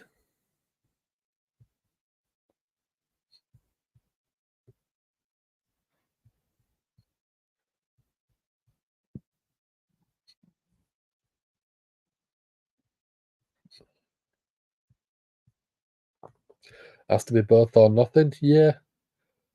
I think it could be you put the title on someone, you don't expect it to be as good of a reign as it is. But they work to build that title up.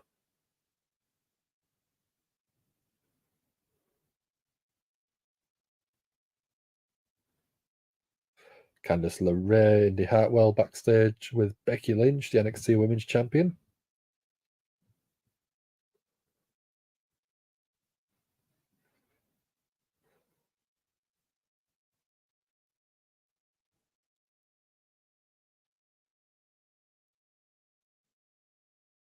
Oh, that's a nice face off Rhea Ripley and Becky Lynch.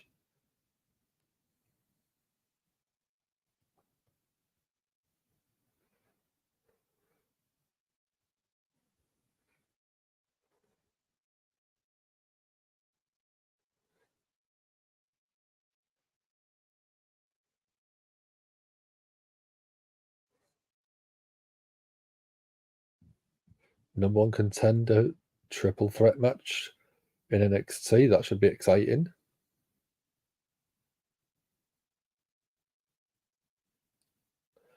Yeah, so I was thinking while sort of watching the last few minutes of that Gargano match of people who won titles and then it helped elevate them.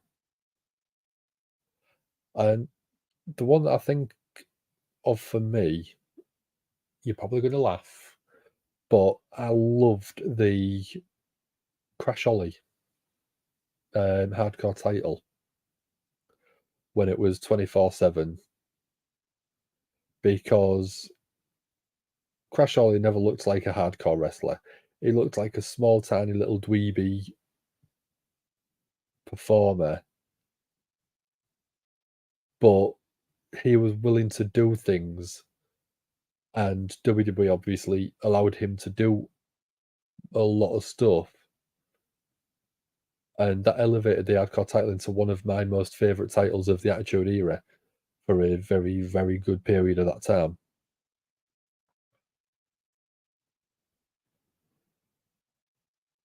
Because if you put the title on someone and they are willing to do something to make it legit,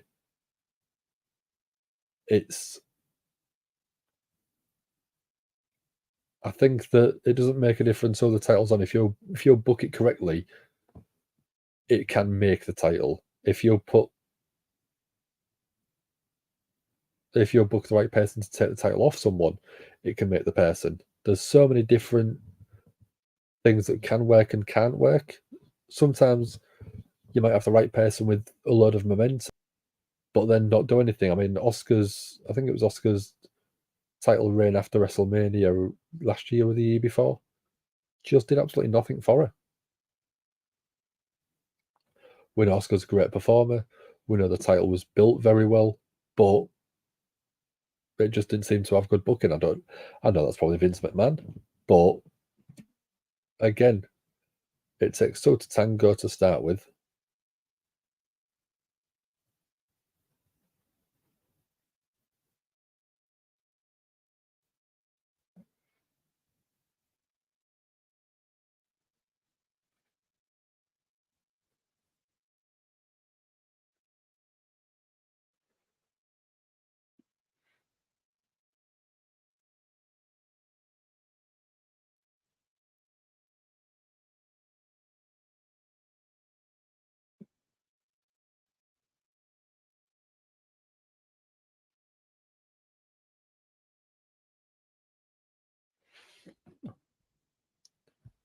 That's what made the hardcore title was always meant to be a joke, and that's what made it work with Crash. Yeah, like I said, you could have put it on someone like Al Snow, Steve Blackman,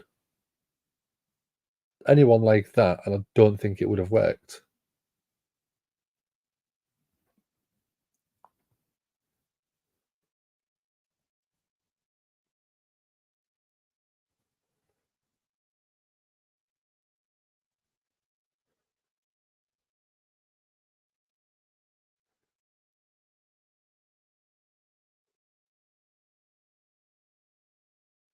And Raw Women tonight as well. Yeah, sorry, I've missed that one.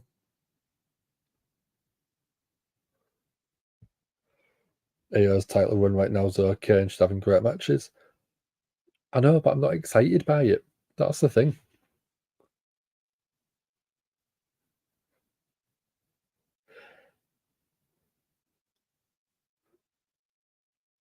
I know AO's a great performer, but the run itself, I don't think has been memorable.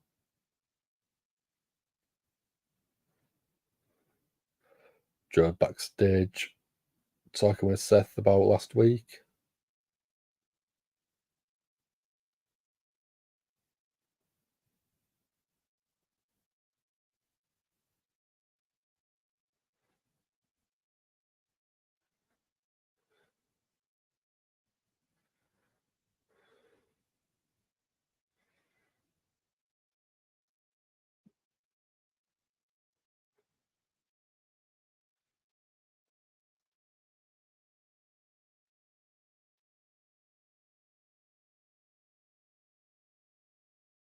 Sammy says that Joe has to put the bloodline stuff behind him.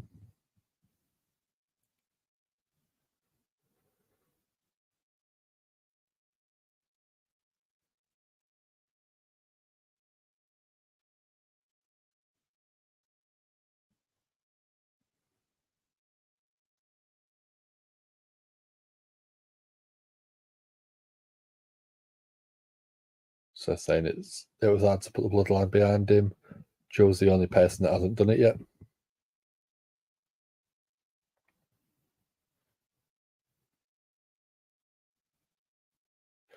Ooh. Joe says no disrespects, but you've never been a world champion. You don't have that pressure on you.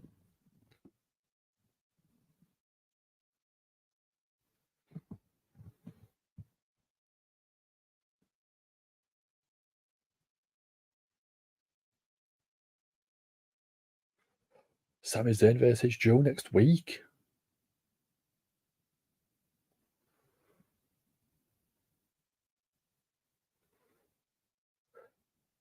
That should be a banger.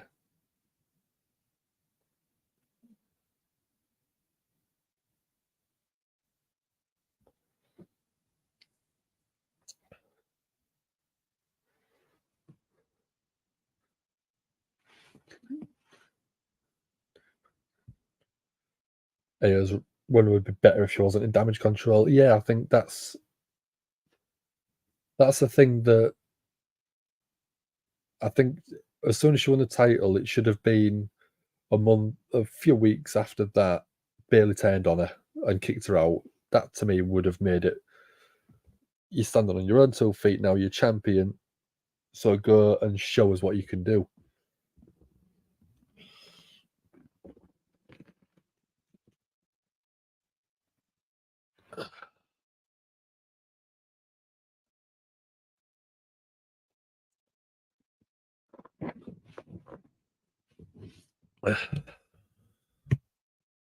Damage Control limits her. Yeah. Shayna needs a strong showing or a win. So let's get that poll going.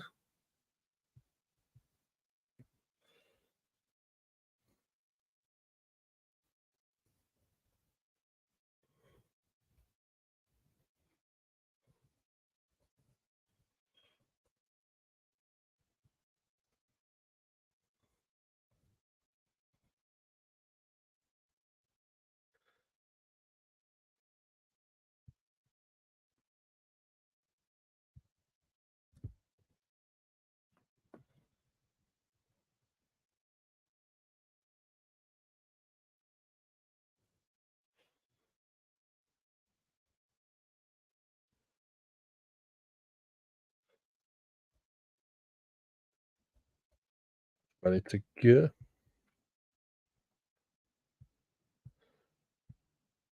We need the NXT Queen's page. Yeah, like what I was saying earlier. I wanted to go back on that tear when she was in the Elimination Chamber. Just got back to that level.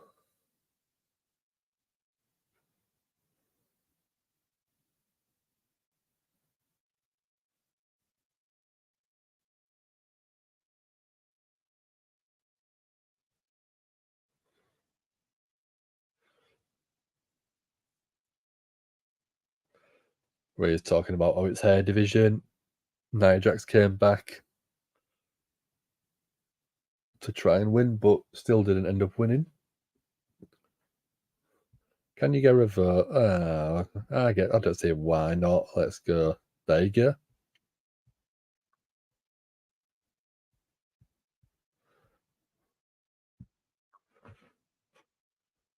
There you go. Paul should be in the chat now for you.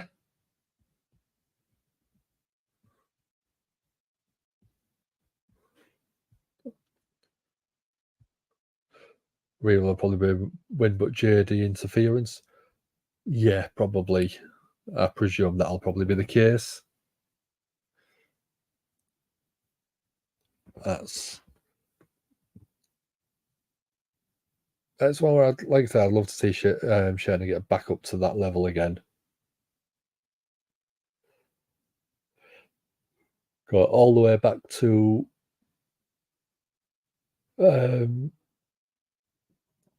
NXT domination and then Elimination Chamber level of domination. I just want to see that all day long.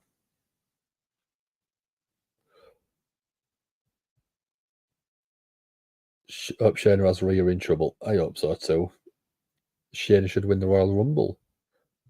I wouldn't be opposed to that. I think that would quite work quite well.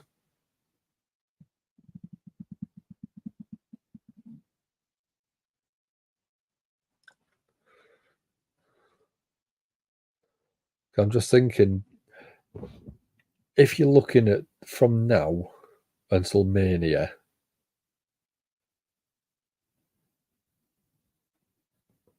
Indy Hartwell, I think, is a plucky babyface who would look good winning the Royal Rumble and going on to Mania and winning a babyface title.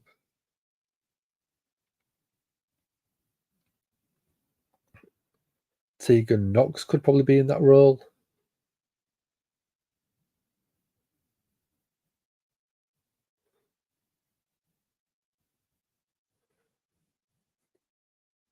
Yeah, them two I think could be outsiders to win the Royal Rumble. Indy Hartwell definitely. Because if you have Indy Hartwell win the Rumble, go on to Mania, face Rhea Ripley, that'd be a money match, I think, for me. Shayna versus Rhea at WrestleMania 40. I don't know. I think Rhea needs to lose it against a big, ultra plucky babyface.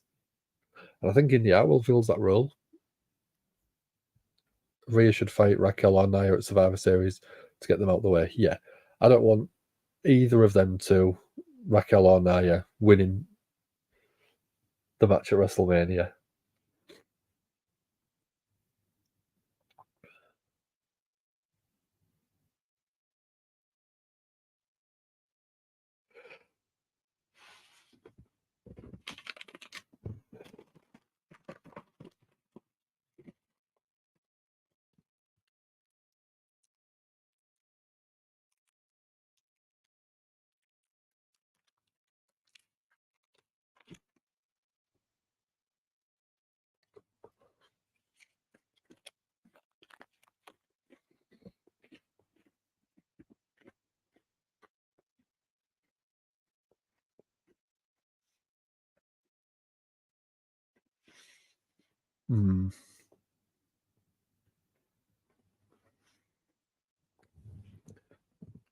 Yeah, I mean, Zoe Stark was great, but to me, now she's not with Trish, what's the point? There's no reason behind seeing her on screen at the minute.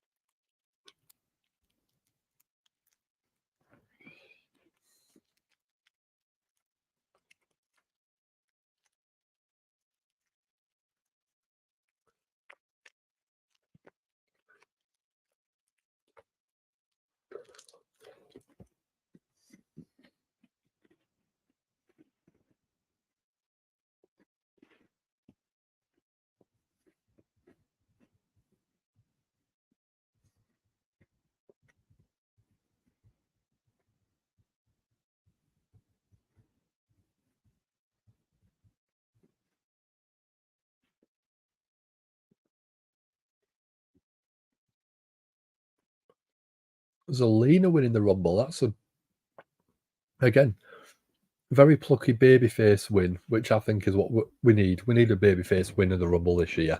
Or next year, sorry.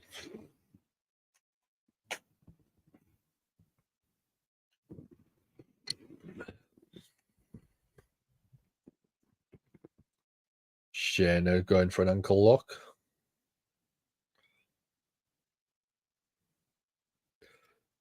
Rhea with some shoulder tackles in the corner. Just clubbing blows to Shayna.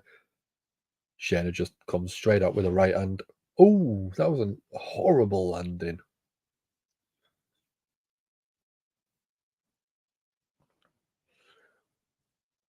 Shayna working them joints.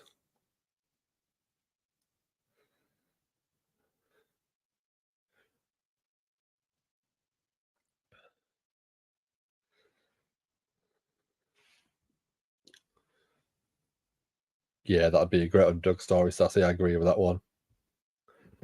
But I think that if you're going to build anyone, I think it should be someone like Indy or Tegan.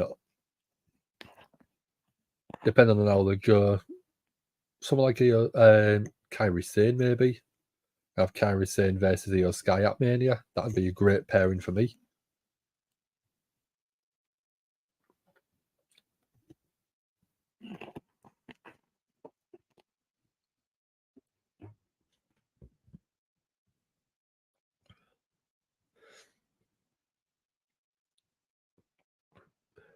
Rhea.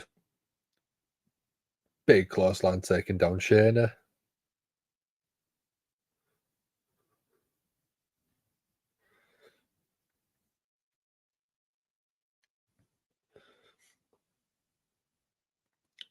Rhea picking Shayna up into the electric chair position, but Shayna fights out of it. Big back elbow from Rhea.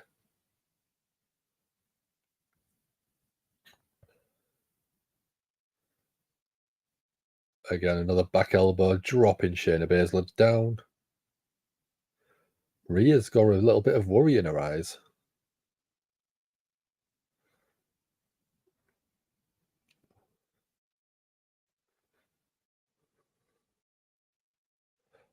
Oh, going back and forth in the center of the ring.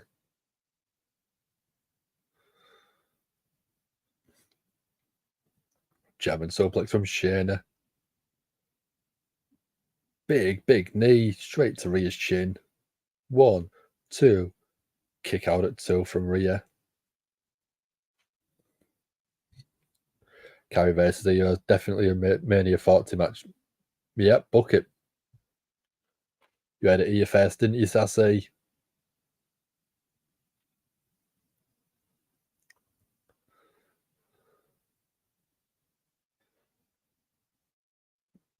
Step up knee in the corner from Shayna.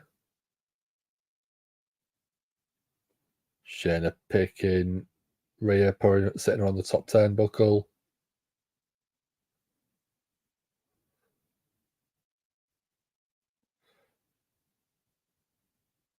There you go. Big headbutt from Rhea Ripley. Not a Glasgow kiss. Missile drop kick off the top from Rhea, though. Beautiful. Pinpoint accuracy. Looking for Riptard.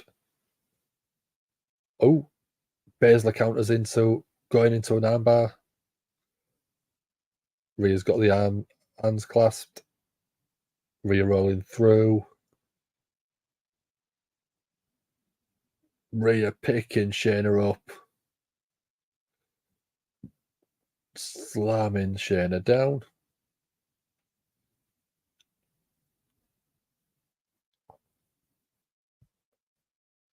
Kairi versus Io versus Oscar is what you want. Also want Kairi versus Io. It's a match I'd planned for NXT. It's a money match, I think. Oh, God. Ruining a good match. Always. Oh, Raquel Rodriguez, though. There you go, Sassy. Raquel saving the day. Maybe not. Big headbutt from Nia Jax. Oh, there's Zoe Stark.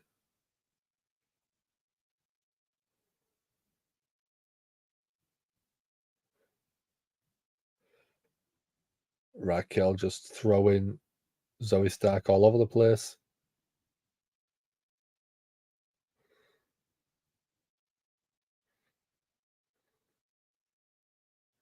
Look. The counter from Riptide into the armbar was smooth. It was beautiful, wasn't it? Beautiful transition. Raquel went for an attack to Nia Jax on the steps, but Nia Jax got out the way. Zoe Stark just attacked Rhea, causing the disqualification.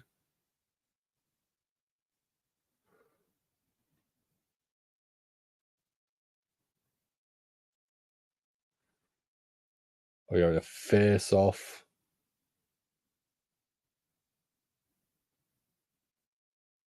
Rhea in the ring, drawing the line. Nia Jax coming up onto the apron.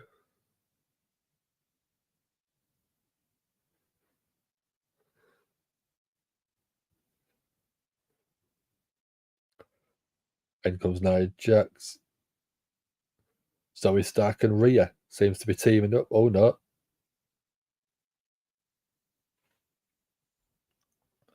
There's your 5-way. Yeah, good call, Misfit. Zoe Stark with a super kick to Nia Jax, taking her out. Triple H takes over, and now Rhea has 4 other people coming after her title. Yeah, just being dominant, so you team up. Horrible match incoming then. I mean, Nia Jax is in it. There you go. Horrible match. Don't mean it in a harsh way, but I don't enjoy watching Nia Jax wrestle.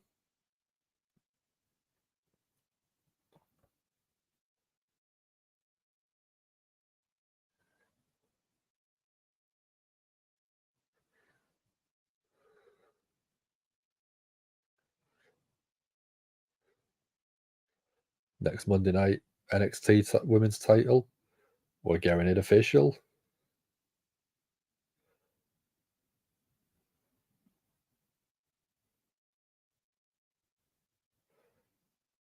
Oh, Xylee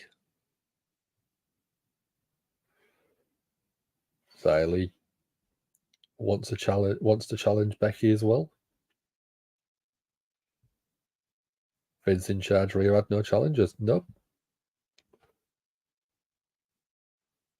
Oh, Jade Cargill on Raw.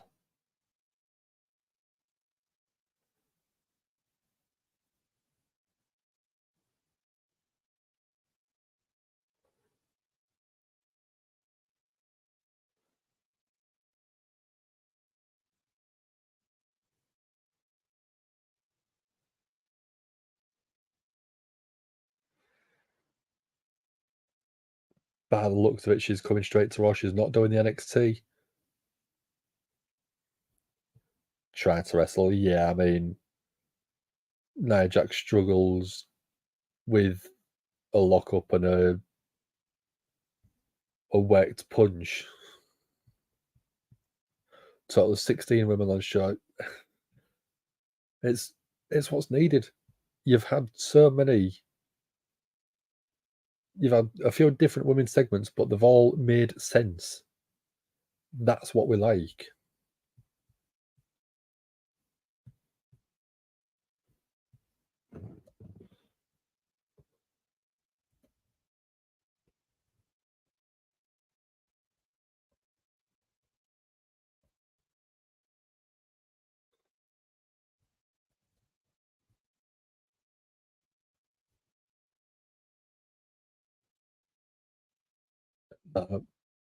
All ready.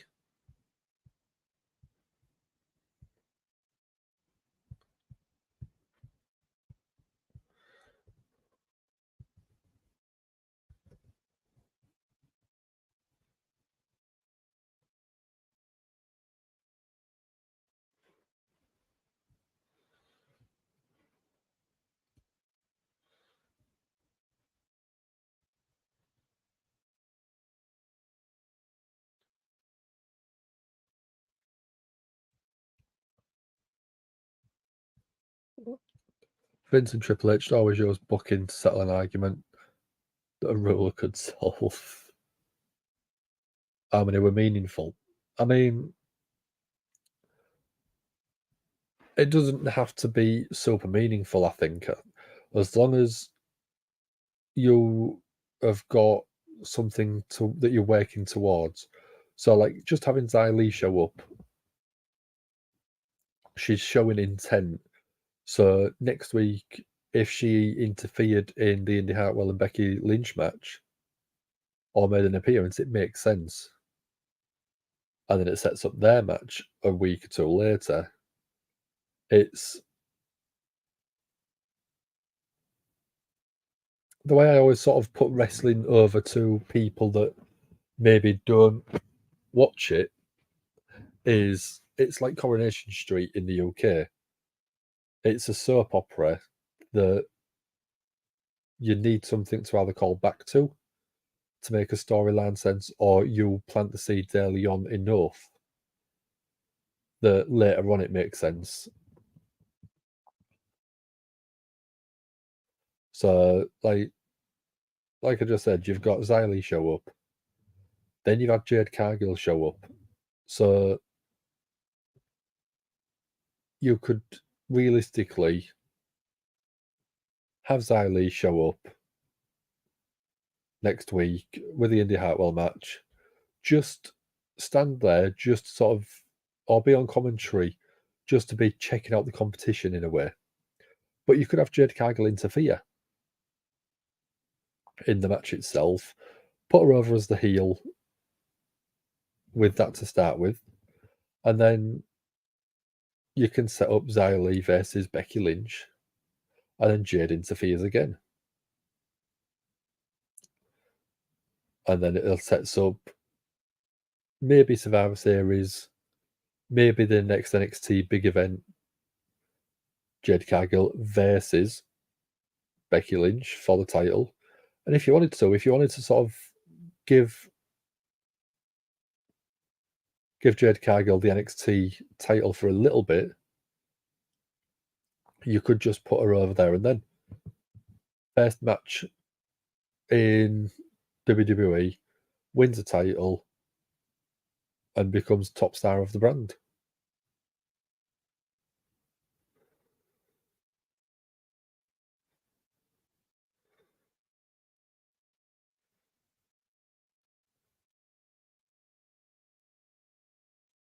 Jay says that he's got Sammy's back, even though what went down earlier on.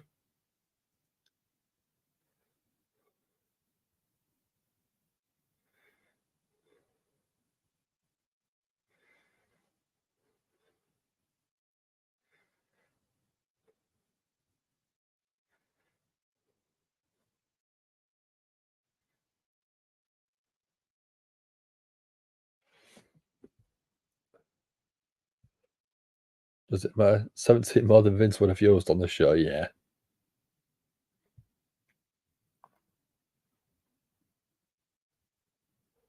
Why ruin a potential good match to introduce wrestlers that don't matter? Like Xia Li coming to Becky, Jade needs to stop being a model and wrestle.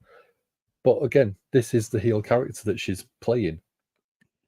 I would rather build the heel, because the majority of heels don't wrestle as much as they should. The Miz, perfect example. Roman, perfect example. And I think that having Jade put over on TV, even without having a match, is a great start for her.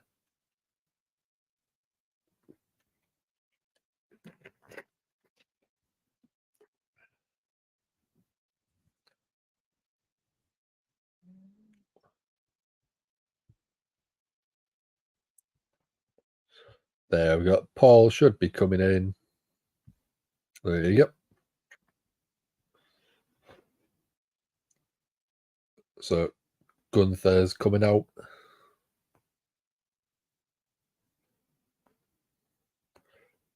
Gunther's coming with the rest of Imperium.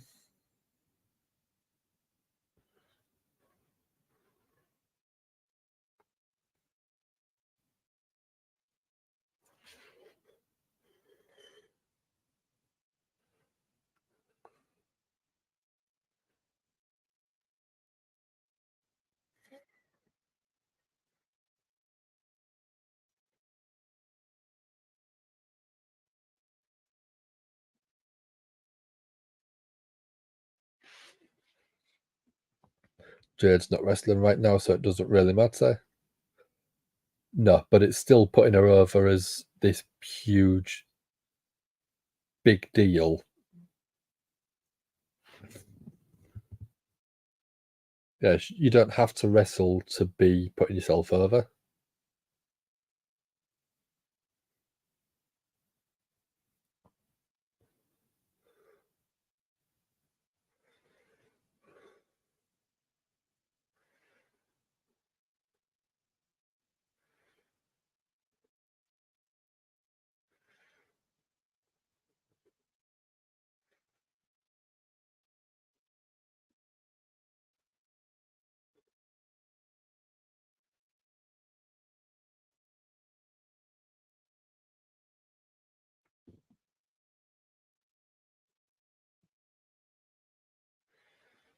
So just add the introductions.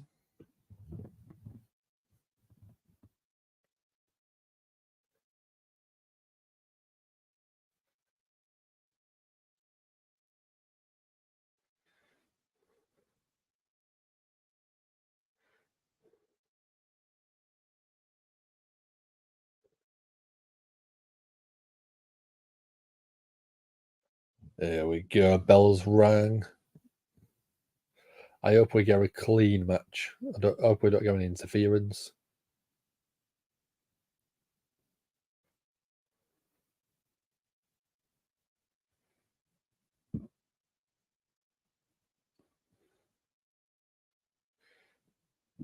Lock up. Both jockeying for position.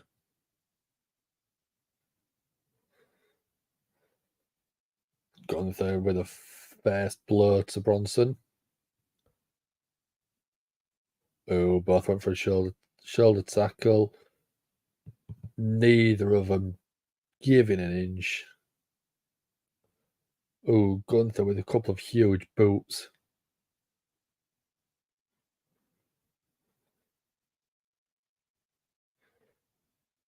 Chop from Gunther.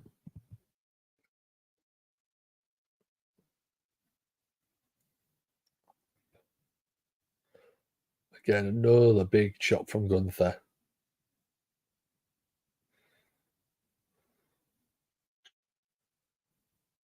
Oh, Gunther just ran into a brick wall called Bronson Reed. Splash in the corner from Big Bronson Reed there.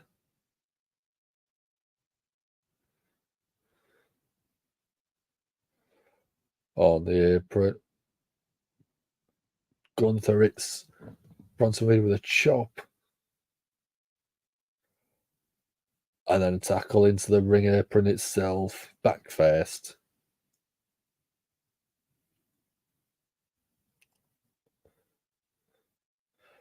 Gunther pouring Bronson back in this ring.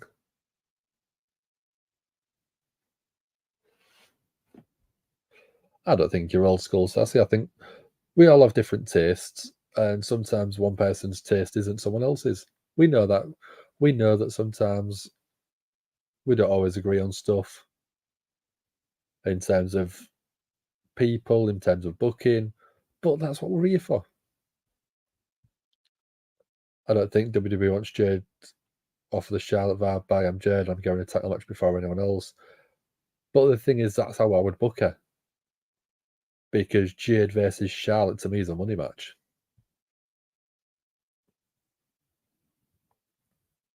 Until I start booking a like Charlotte, I'll complain. Until then, I'll give it a chance. Yeah.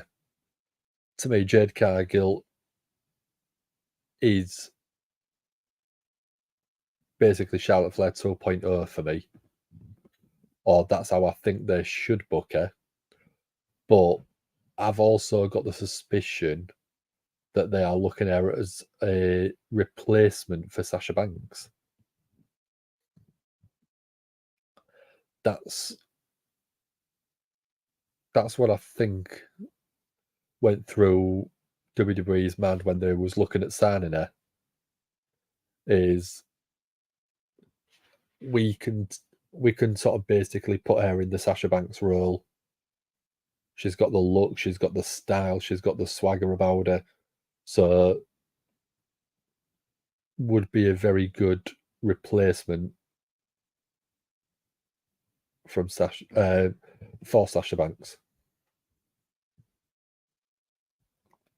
Altered Ego, how are you doing? I was going to say, we just got Bronson Reed looking for a Tsunami, but Gunther's met him with a chop. You all thought you weren't going Alter Ego tonight. Surprise. You've got a lot going on. That's not a problem. We understand people's lives. We're not here to be the forefront of it. We're here to be support network. So glad to see you. Hope everything is going well in sort of your personal life. And you know full well if you want to have a chat, you can always stick your head in here and we'll say hello.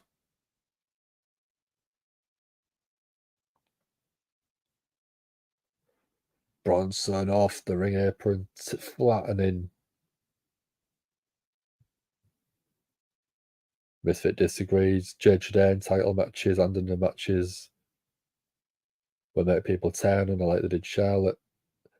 The cat do it with someone new, but that is the character that they will probably go with, and I think that makes sense for Jade Cargill. She's come in with this big money deal, with everything the way that it's been booked. WWE have already told us she's a big star. So if you'll put her in title matches, it'll make her feel a big star. The crowd might turn on her straight away, but that is the heel character. That is what that character does. It's all arrogance. So I don't think it's a bad thing if they did that. I don't think anyone would be surprised if they did that, but I don't think that that's the way that if it was me and Triple H's shows, that is exactly what I would do. Put her in these big matches. Jade's got the understanding of she might be a heel for a while, and I think that's where after a little while she takes a title off of Io Sky, for example, and then after that she builds with good matches, and the crowd will appreciate that, and then turn her face. Welcome back, Altered Ego, says Sassy. Nothing bad, just a lot of schoolwork. Ah, yes. What grade are you in now? Or is it sort of college, university? I can never remember. We're getting to about to move. Okay, yeah.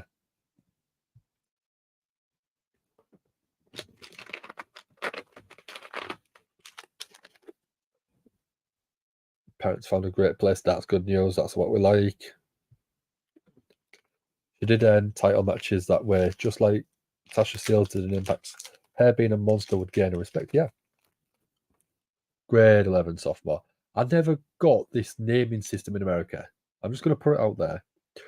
Freshman, I understand, because you're fresh. Senior, because you're the oldest there. But all these different naming things like sophomore, what is a sophomore? Triple H did it with Shayna. People didn't like it. It took a long time for people to come around to Shayna. Maybe.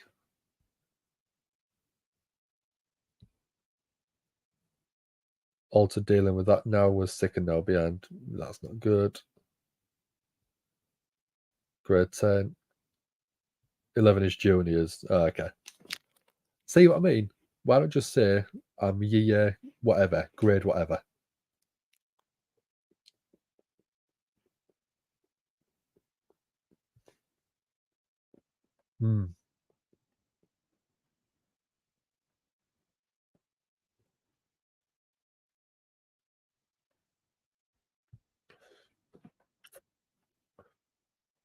Jade's one of the few women that can look Charlotte eye to eye. Tall as Charlotte, looks like she outweighs her by a few.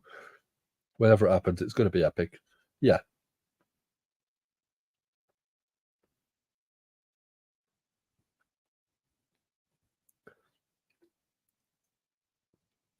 Jade, I think, like I said, it's a perfect combination of what WWE are after, which is the star power and size of Charlotte Flair, but also the look and charisma of Sasha Banks. And it's just because she's still quite fresh in the ring. It's how far do they push her and trust her yet? I know she's been working in the performance center to sort of hone a few skills, but you'll look at Jade, she's WWE star all day long.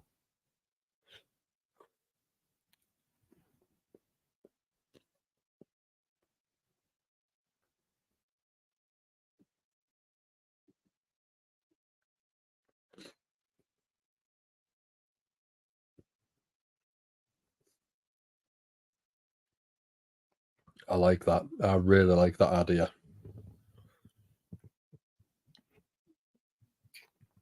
But I do really like it. I would have,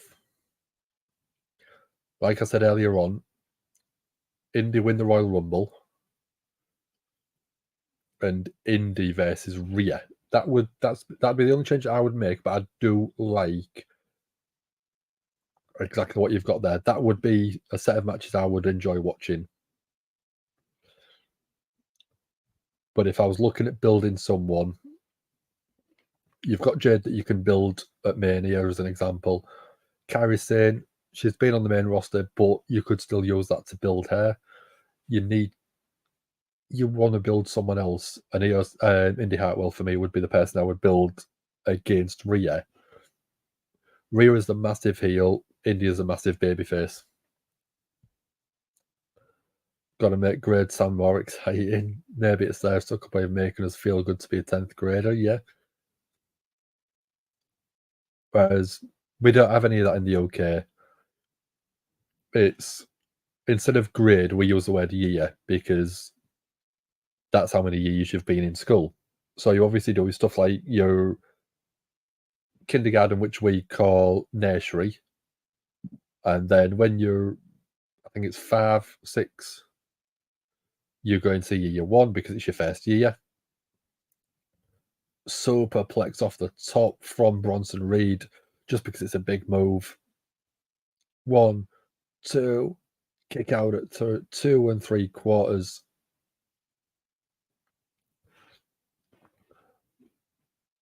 So yeah, you've got year 1, and then when you get to year 6, that's your last year in primary school, which is obviously elementary in the US.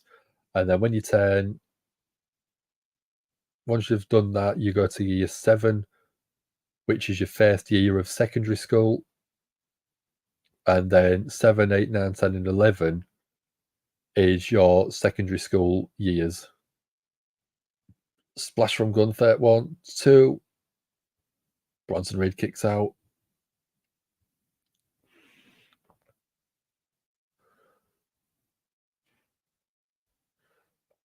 Good to hear. All the way. Yeah, it's good.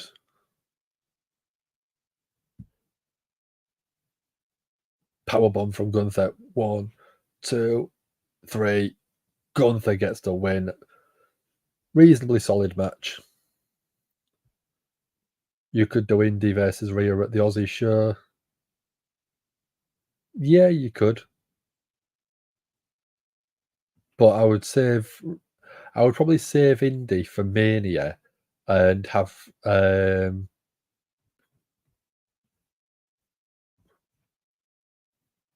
Rhea versus someone like Candice LeRae,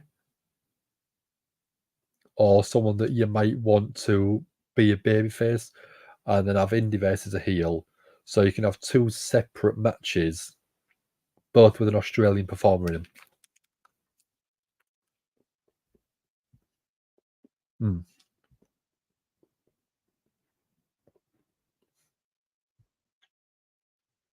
Mm-hmm. Yeah, Kairi's still wrestling. She owns the name Kairi Sane. Great match for Gunther, yeah. Very, very enjoyable.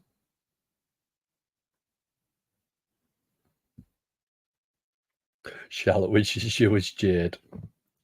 So charismatic, articulate, and commanding, yeah. That's what I like in my eyes. In my IC titles, just big men slapping beef. Altogether, I think Charlotte's charismatic, articulate, and commanding. Yeah. All she literally does is ask for a title shot and they give it to her. Yeah. If they want the women to main event Mania 40, Becky versus Rhea needs to be watched. If they're going to main event it, yes. But if they're not going to be the main event, then Rhea versus Indy, Becky versus someone on NXT the night before, maybe on the Friday.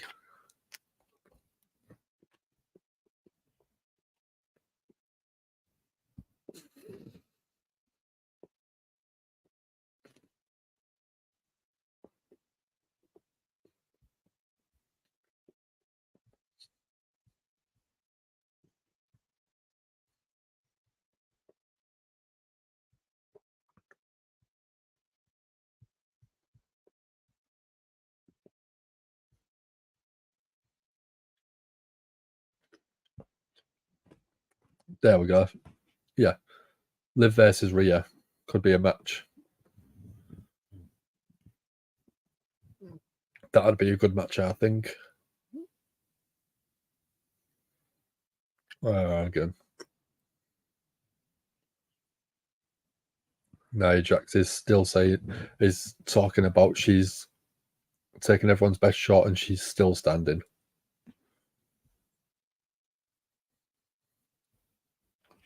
Sassy's biggest nightmare has come true. Miz is on Raw. No. You would have to put Austin Theory versus The Miz on a 30-minute match to ruin Sassy's day.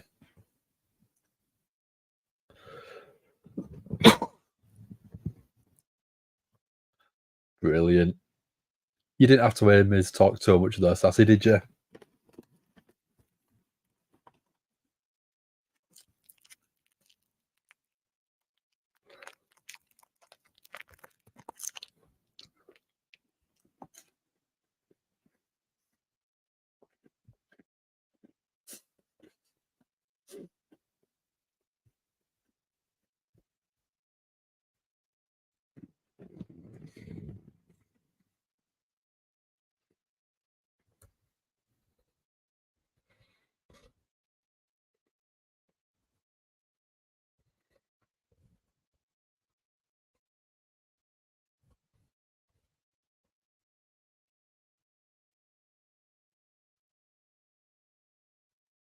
That'll be a sec, guys. I'm just getting the poll ready for the last match.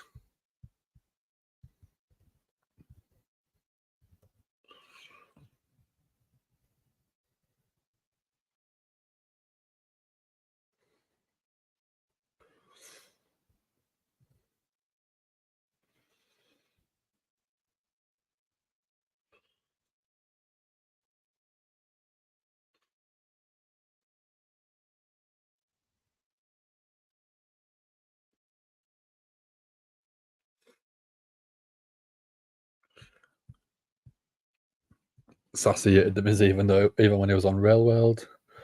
Let's not give Nia a mic or a ring or an entrance. Correct, Dan. Yep, see, I know what Sassy hates.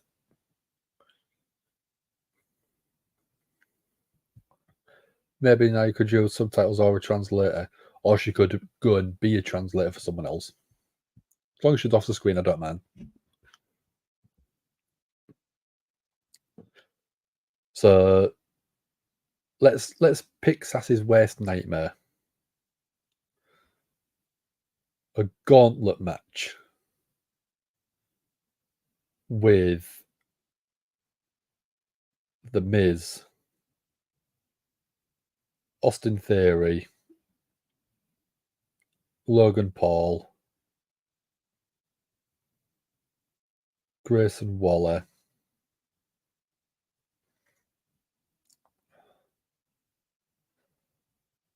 or just do like a fatal four-way, but it lasts for an hour. Sorry, Sassy. There we go. Dominic beating John Moxley.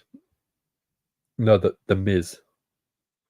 The Miz beating John Moxley because it's one thing that she really hates, beating one thing that she really loves. Now needs to go back to the drawing board and be someone else. Think the Miz is a joke, but he's not the most hated wrestler right now. No. Clean win. Moxley would still be bloody as hell though.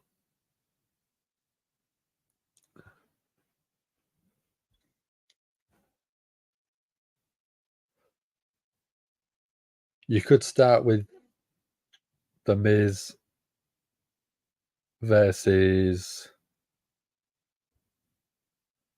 Bronson Reed in a 30-minute Iron Man match to start Monday Night Raw. And you could end it with Austin Theory versus Grayson Waller in another 30-minute Iron Man match. Don't matter what happened. If they announced that, I wouldn't be doing it.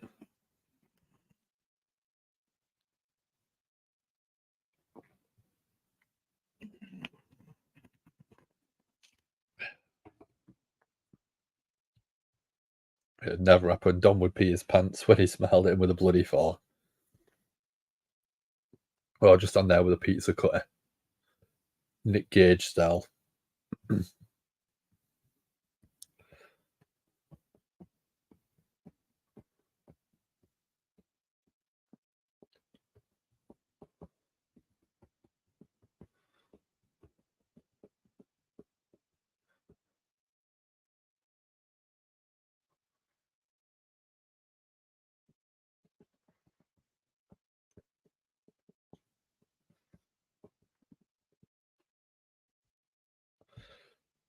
West Nightmare, seeing Moxley's on the floor in a Phoenix match, yeah. That was quite worrying because it was glassy eyed. It just didn't seem it wasn't all there at the time. Miki Satomura must have thrown the IC title match because Death Valley Drivers returns to TV. Cool.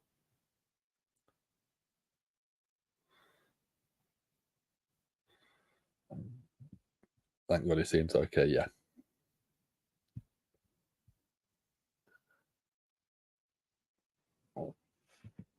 So there we go. There's that fatal five-way announcement.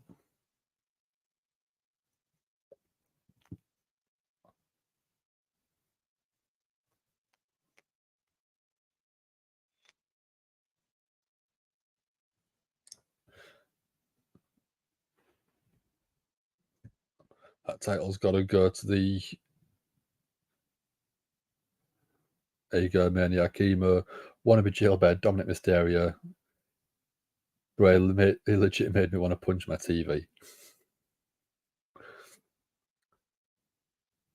Jindal, almost as bad as Austin.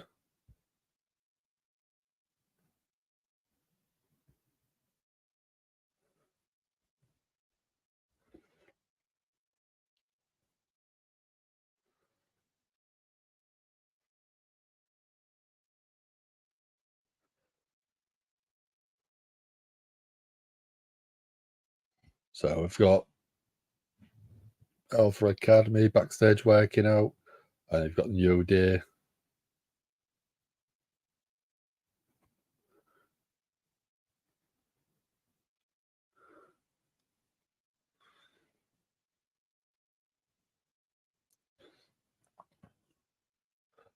We're having a crazy, crazy segment.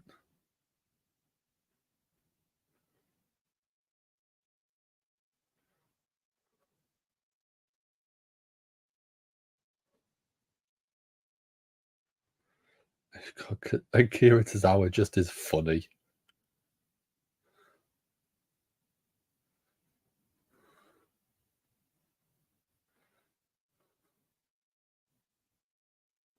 What was that?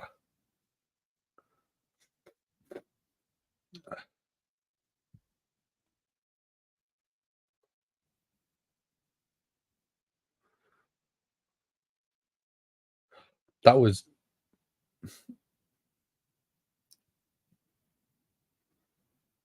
weird. The commentator's missing his clown makeup.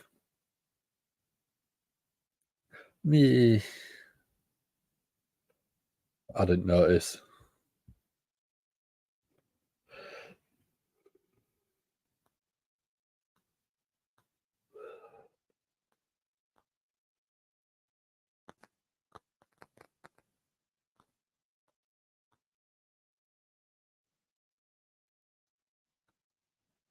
There you go, Sassy. Next week, you've got something to look forward to. Logan Paul's back.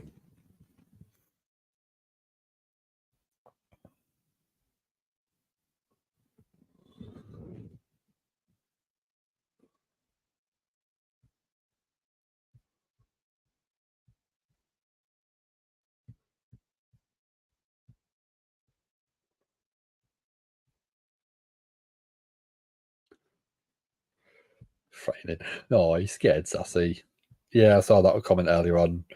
Satomura must have produced the IC title match because Death Valley Drivers returns to TV. Yeah, I did say it earlier on.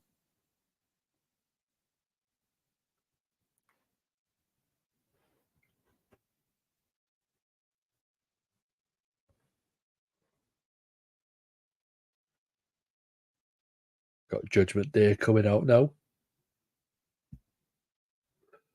Rerunning coming.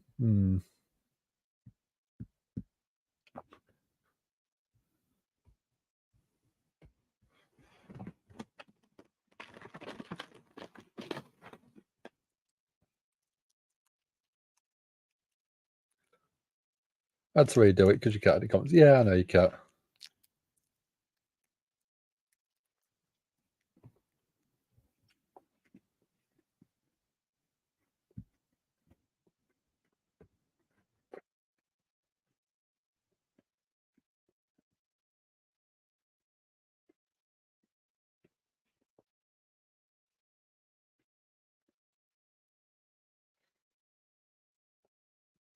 It depends in what context, Alter Ego.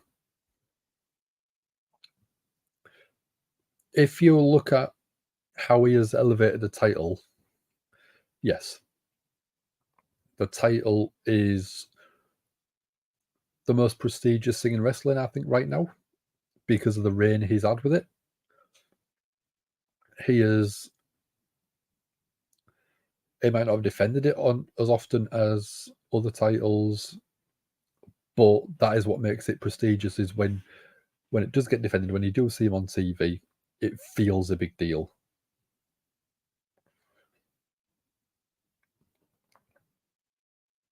So he might not be the best in the ring. He's got a lot better on the mic, but you look at what he has done for the title, it's a no-brainer. He is really good. Monday Night Football will preempt Logan Paul next week at your place. Yeah, so I might not see you then. Maybe. I'm only joking. I know you'll be here. Shayna must have gotten a Saudi statement across last year when she said, I've been to Saudi before. Yeah, maybe.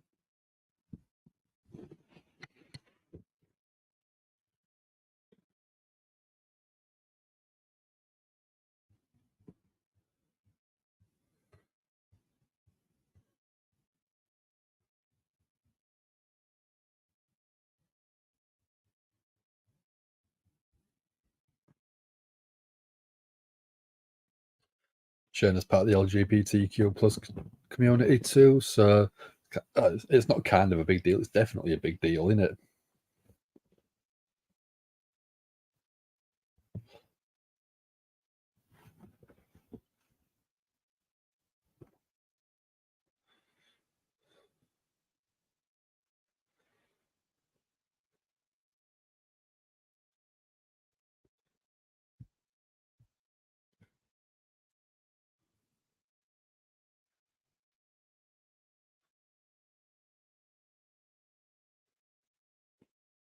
So you're just not feeling Cody? Why?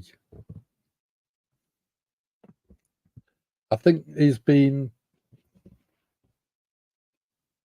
since he's finished the Brock feud, he's been not lost in the shuffle because he's been on Raw every bloody week. But he feels pushed to the side a little bit. Jey Uso's doing massive numbers on merch and getting some huge pops, but I think it's just holding off, keeping him away from the title picture.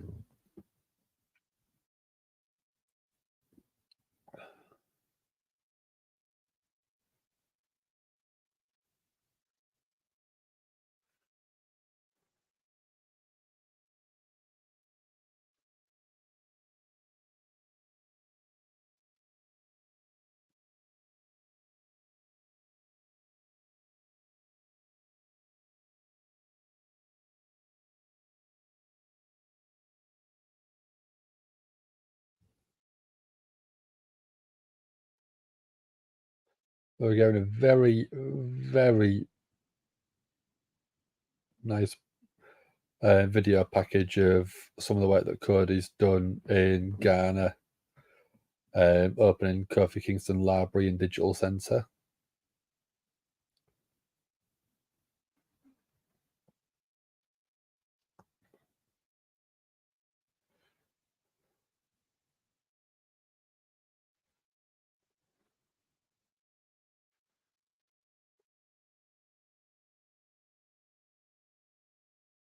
Gunther's backstage praising Kaiser for beating Gargano.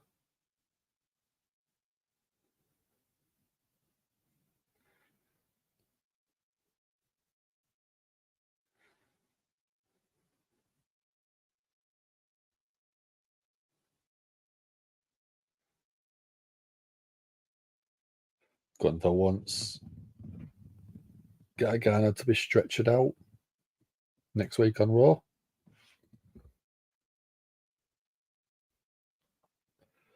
Or is it playing football next week?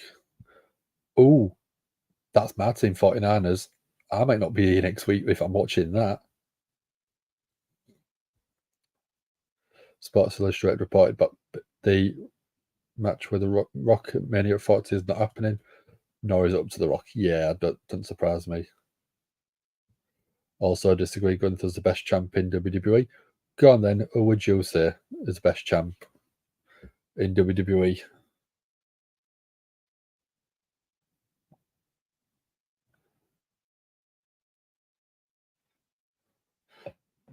So we've got main event Jey Uso coming out.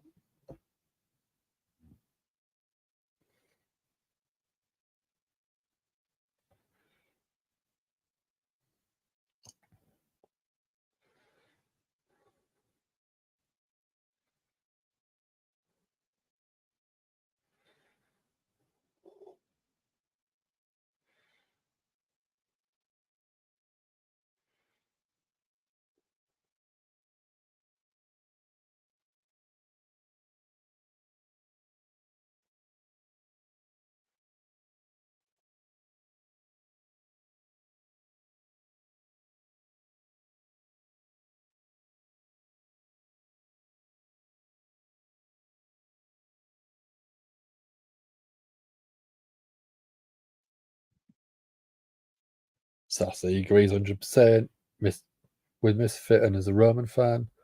Guns on TV every week, defending not just on pay-per-views but live events and TV, and they're all bangers. Yeah.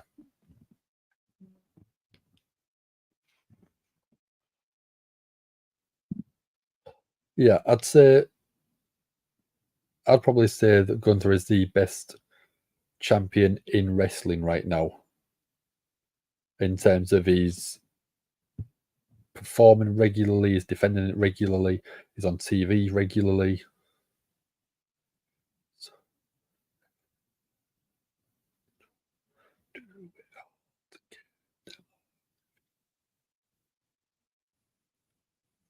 Let's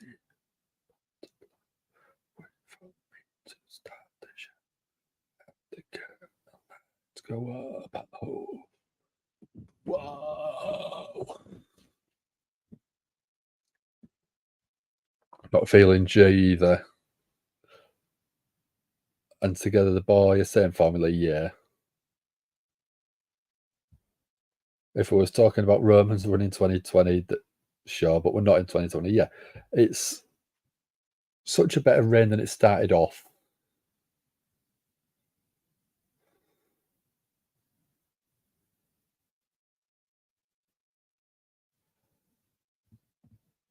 Like I said, I think Cody's been not pushed to the side. I think he's been moved to the side just to keep him away from the title scenes for a little while.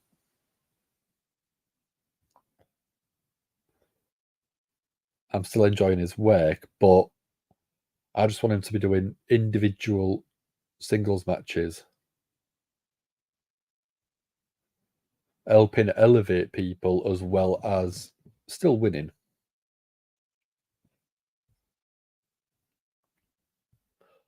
Misfit preferred Roman's first part of the Universal title run because he was on TV each week and was on every pay-per-view. Yeah. And that's what I prefer. I prefer my champions to be seen regularly because it feels, if you'll see a champion defend it a lot more, it feels more prestigious because it's constantly being challenged for.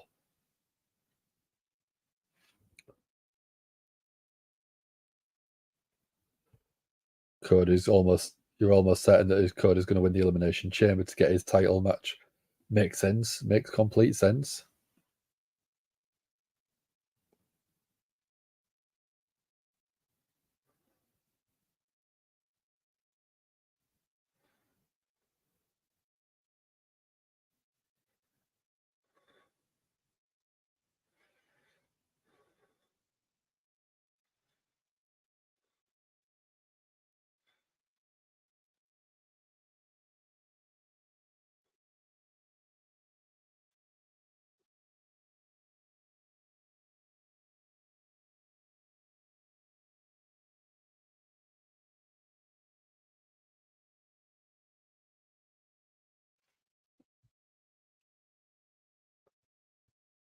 So as the fans came back, Roman was like, I'm going to be a part-timer. Well, if you can get away with it, why wouldn't you? Still not 100% sure I was winning the Men's Rumble next year.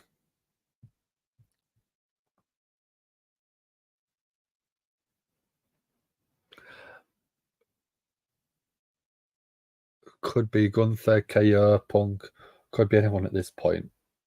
Yeah, it could be. LA Knight. Could put him in that mix.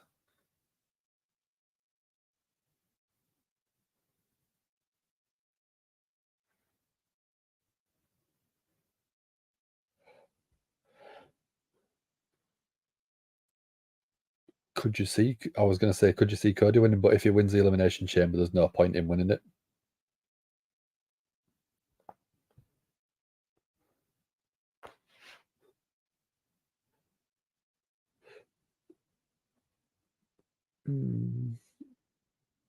Who do you think would, if Cody's winning the Elimination Chamber, he's probably going to go up against Roman. So who do you think would be a good opponent for Seth or Damian Priest at Mania?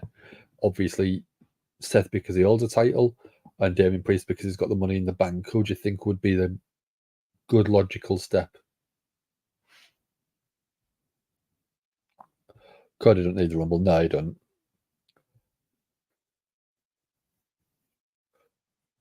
Could you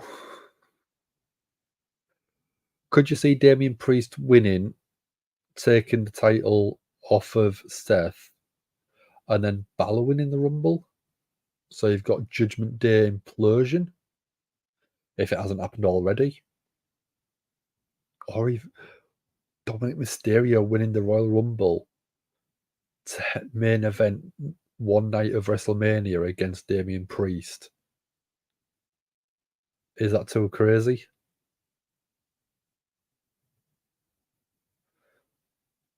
That sounds ridiculous, But imagine the heat.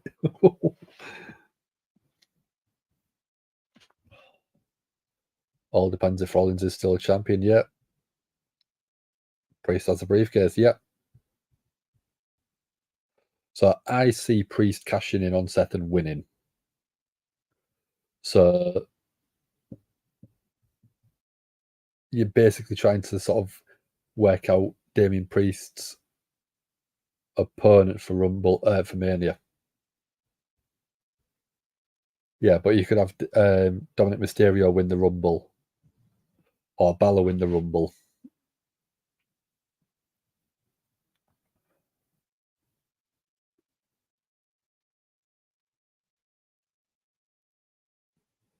Or Damian Priest wins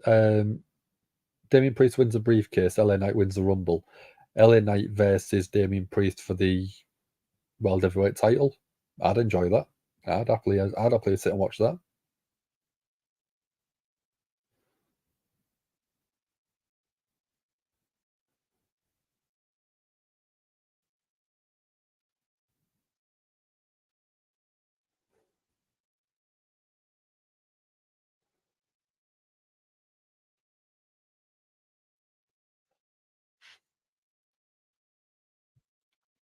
So it's an if and it's a big if. If Punk does come in, whether we like it or not, then it's Punk versus Rollins. Yeah.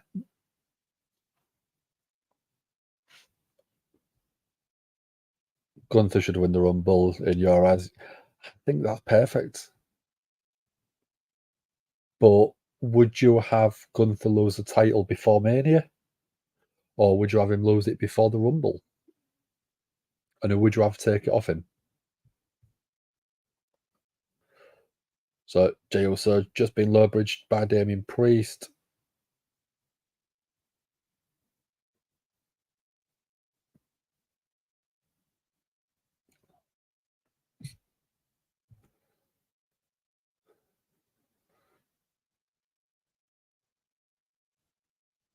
Damian Priest throwing Jey back in the ring.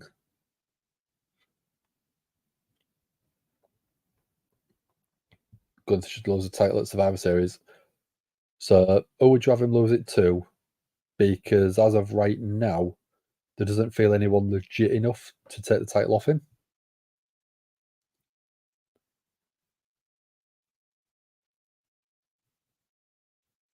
Balor with a backbreaker. Priest with a leg drop at the same time. Goes for a pin 1-2. Kick out at 2.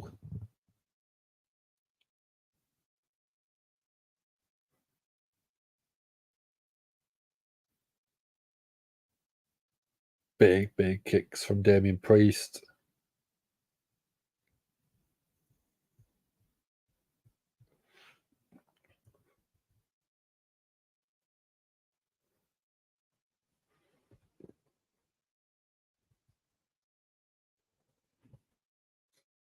In comes Cody Rhodes.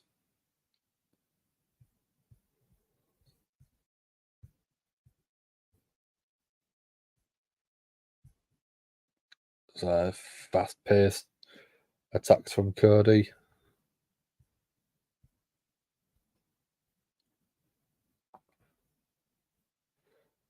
And again, Balor taken out.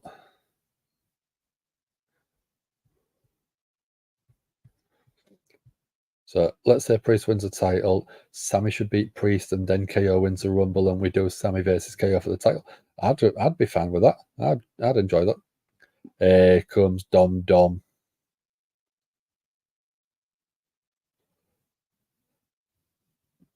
Priest went for a splash in the corner, but Cody got out of the way.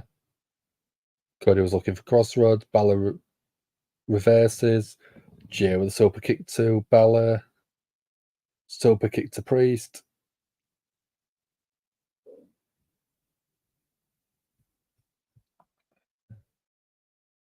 It's frozen on me.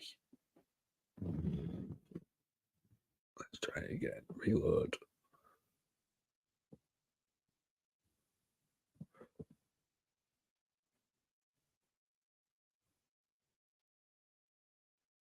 Come on.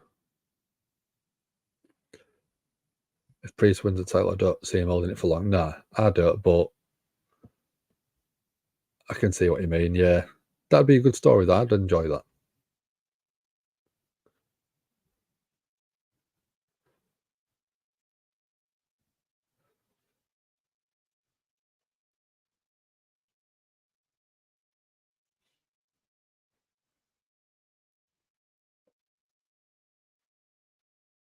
I think we're on a commercial break. That might be why. So while we have a minute, I'm just going to do what I normally do, which is the wrestlers' birthdays. So 16th of October, which in the US is still there. You've had Just Incredible. And you've got the Cleaner's birthday, Kenny Omega. There isn't any for the 17th because I'm on the 17th today. Because I'm obviously in the UK and I'm a few hours ahead. But the 18th, you've got Sam Gotch, and 19th, you've got Tony Storm. Sunday, you had Tamatonga, and then Saturday, you had Stacy Keibler.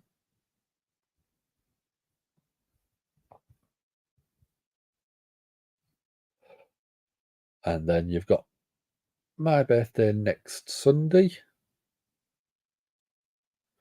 So on the 22nd, you've got Bad News Brown. You've got D'Lo Brown. And you've got Taya Valkyrie. So I share my birthday with D'Lo Brown, Taya Valkyrie, and Bad News Brown. Not a wrestler's birthday, but it's Deja Mom's birthday. Happy birthday, Misfit Wrestling Podcast's mum. Happy birthday. Hope you have a fulfilling day and you get everything that you wanted. Nama says Misfit Sammy versus KO match for a title is too good not to happen. Yeah, I think the IY should probably look at maybe win the titles at Mania. Because then you could have them win the titles at Mania and then go one-on-one the year later at Mania at 41.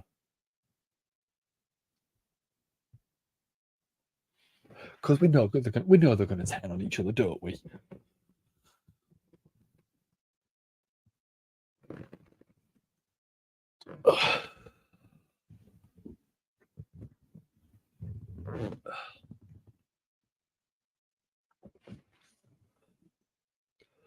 Don't know who DIY wrestles at Mania. Alpha Academy.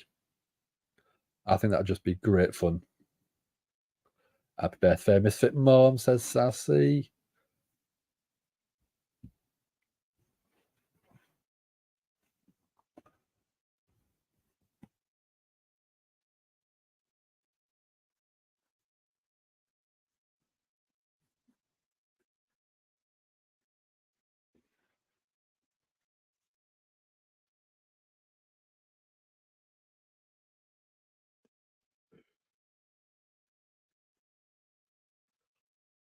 So just come back onto Raw.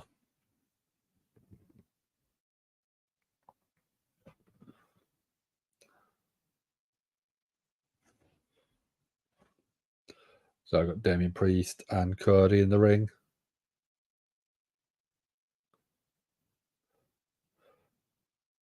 Priest was looking for a back suplex, but Cody reverses. Cody, pedigree.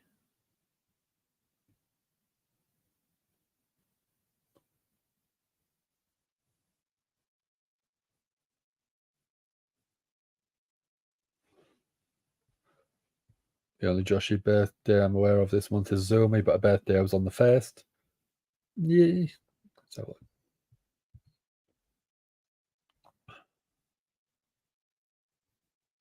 on the 1st, you had Hector Guerrero, Curtis Axel,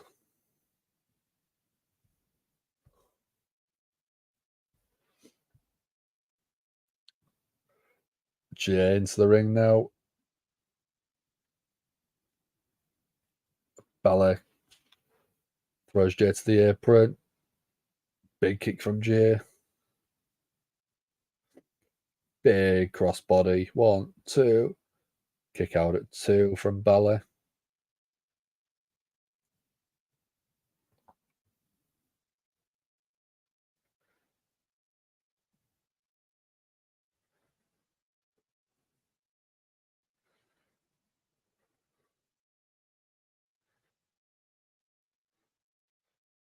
Jay picks up Baszler, but Baszler ricks to the eyes. Baszler with the drop elbow. 1, 2.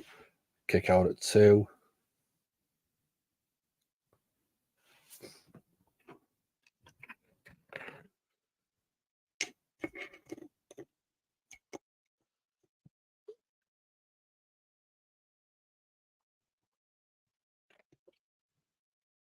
Azumi turns 21. Okay.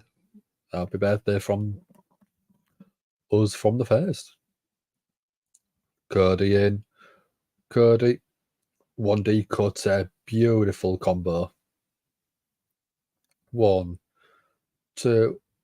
Kick out at 2 3/4 from Baszler.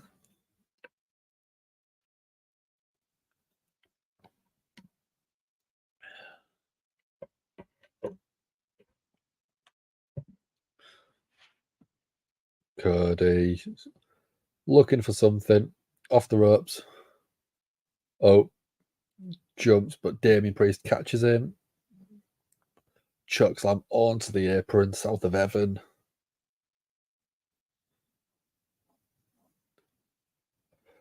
Priest taking the cover off the announce desk, clearing that off.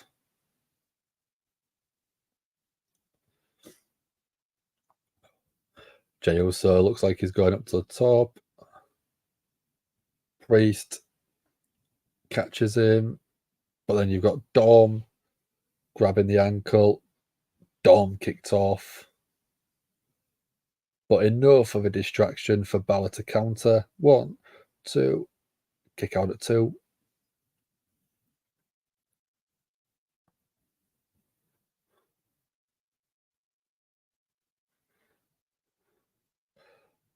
Oh, here comes Sami Zayn, taking Dom off the apron.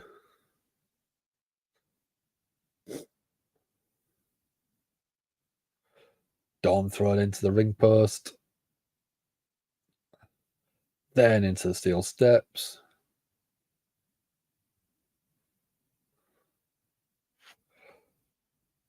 Misfits encouraging us to watch Azumi versus Starlight Kid. Azumi is amazing. If I got time to watch more wrestling, I'd love to. But with work and then catching up on just the mainstream stuff, it's hard work to watch much else. Cody's looking for that tag. Baszler just takes him out just before Jay can get that tag.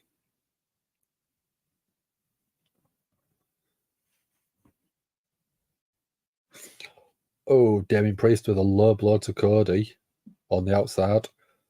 Cody the ref couldn't see that. Priest picks Cody up, looking for a razor's edge. Throw the announce desk. Has Cody been taken out? Jay takes out Damian Priest, diving through the ropes.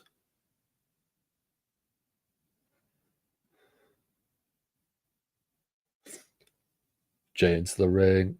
Sling blade from Baszler.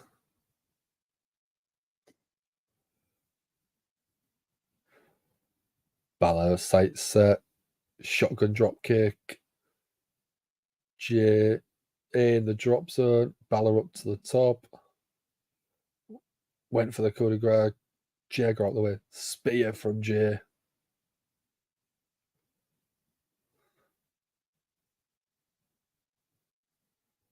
Jay going back up to the top.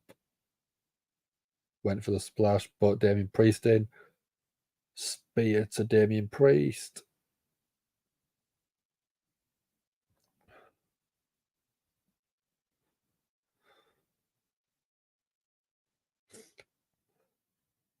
Is that McDonough? Jimmy Uso. Taking out Jay.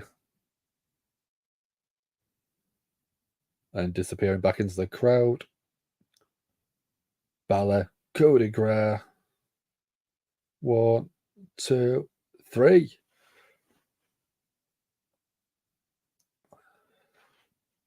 I didn't see that one coming.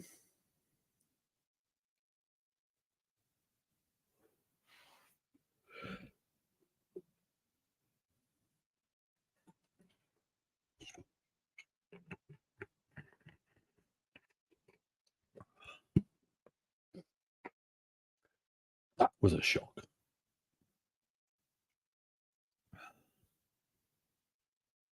I thought Cody was going to get back in after going through the table to make that last second save.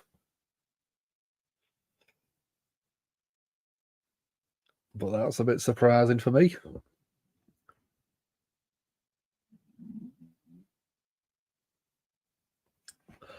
Who'd have thunk it? Exactly, Norma. Yeah, Jimmy.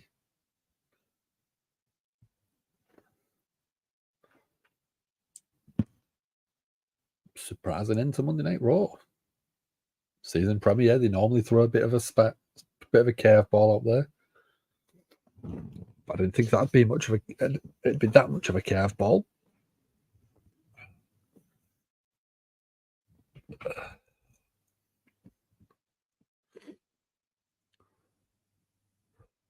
Was that the shortest run with the tag titles? It wouldn't surprise me.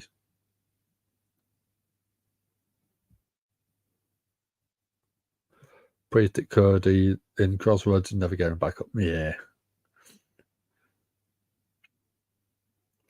So that's Monday Night Raw season premiere over and done with. It's 4:01 in the UK. I've got to be at work in 5.5 hours. So I'm going to go get a few hours sleep. But before we go, I need to end that poll. Jay and Uso, Cody, every single person thought it was going to be a retaining of the titles, but it wasn't.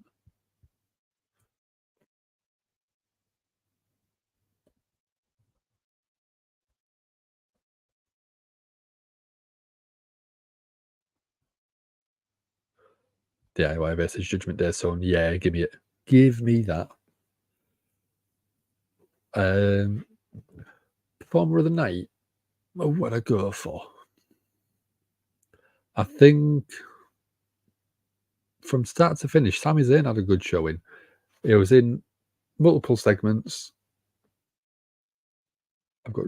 I just had one strand of hair that was sticking up and it was annoying me. But yeah, I think Sami Zayn for me. It was in a couple of segments. He had a good promo with Drew.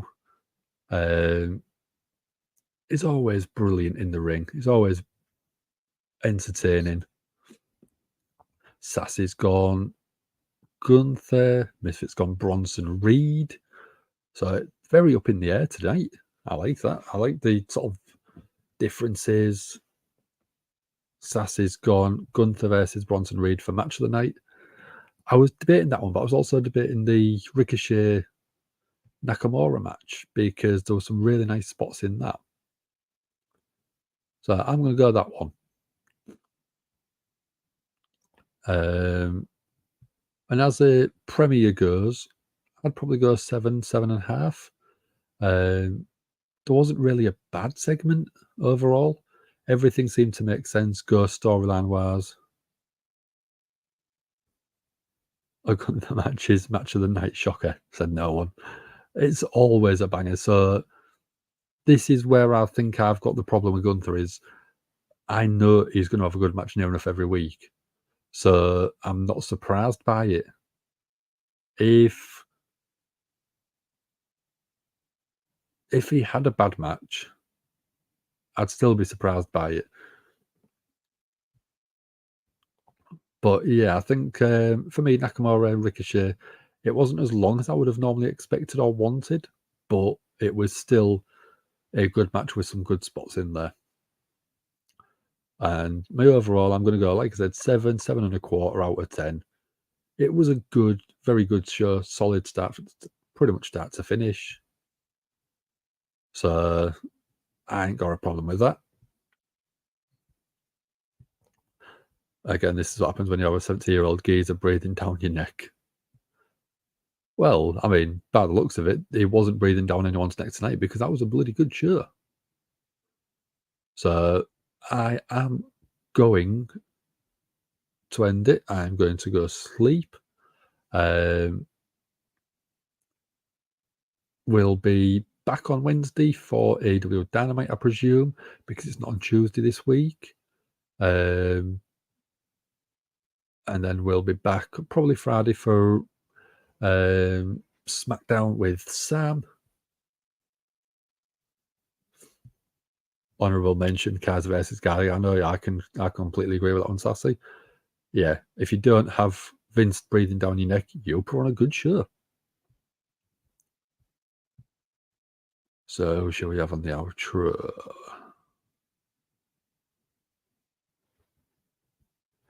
Seeing as we've been sort of showcasing the women tonight, let's have someone that I quite like the character change over the past couple of months, and you'll see why in a second. But we're going to go 5, 4, 3, 2, and 1. Oh, yeah.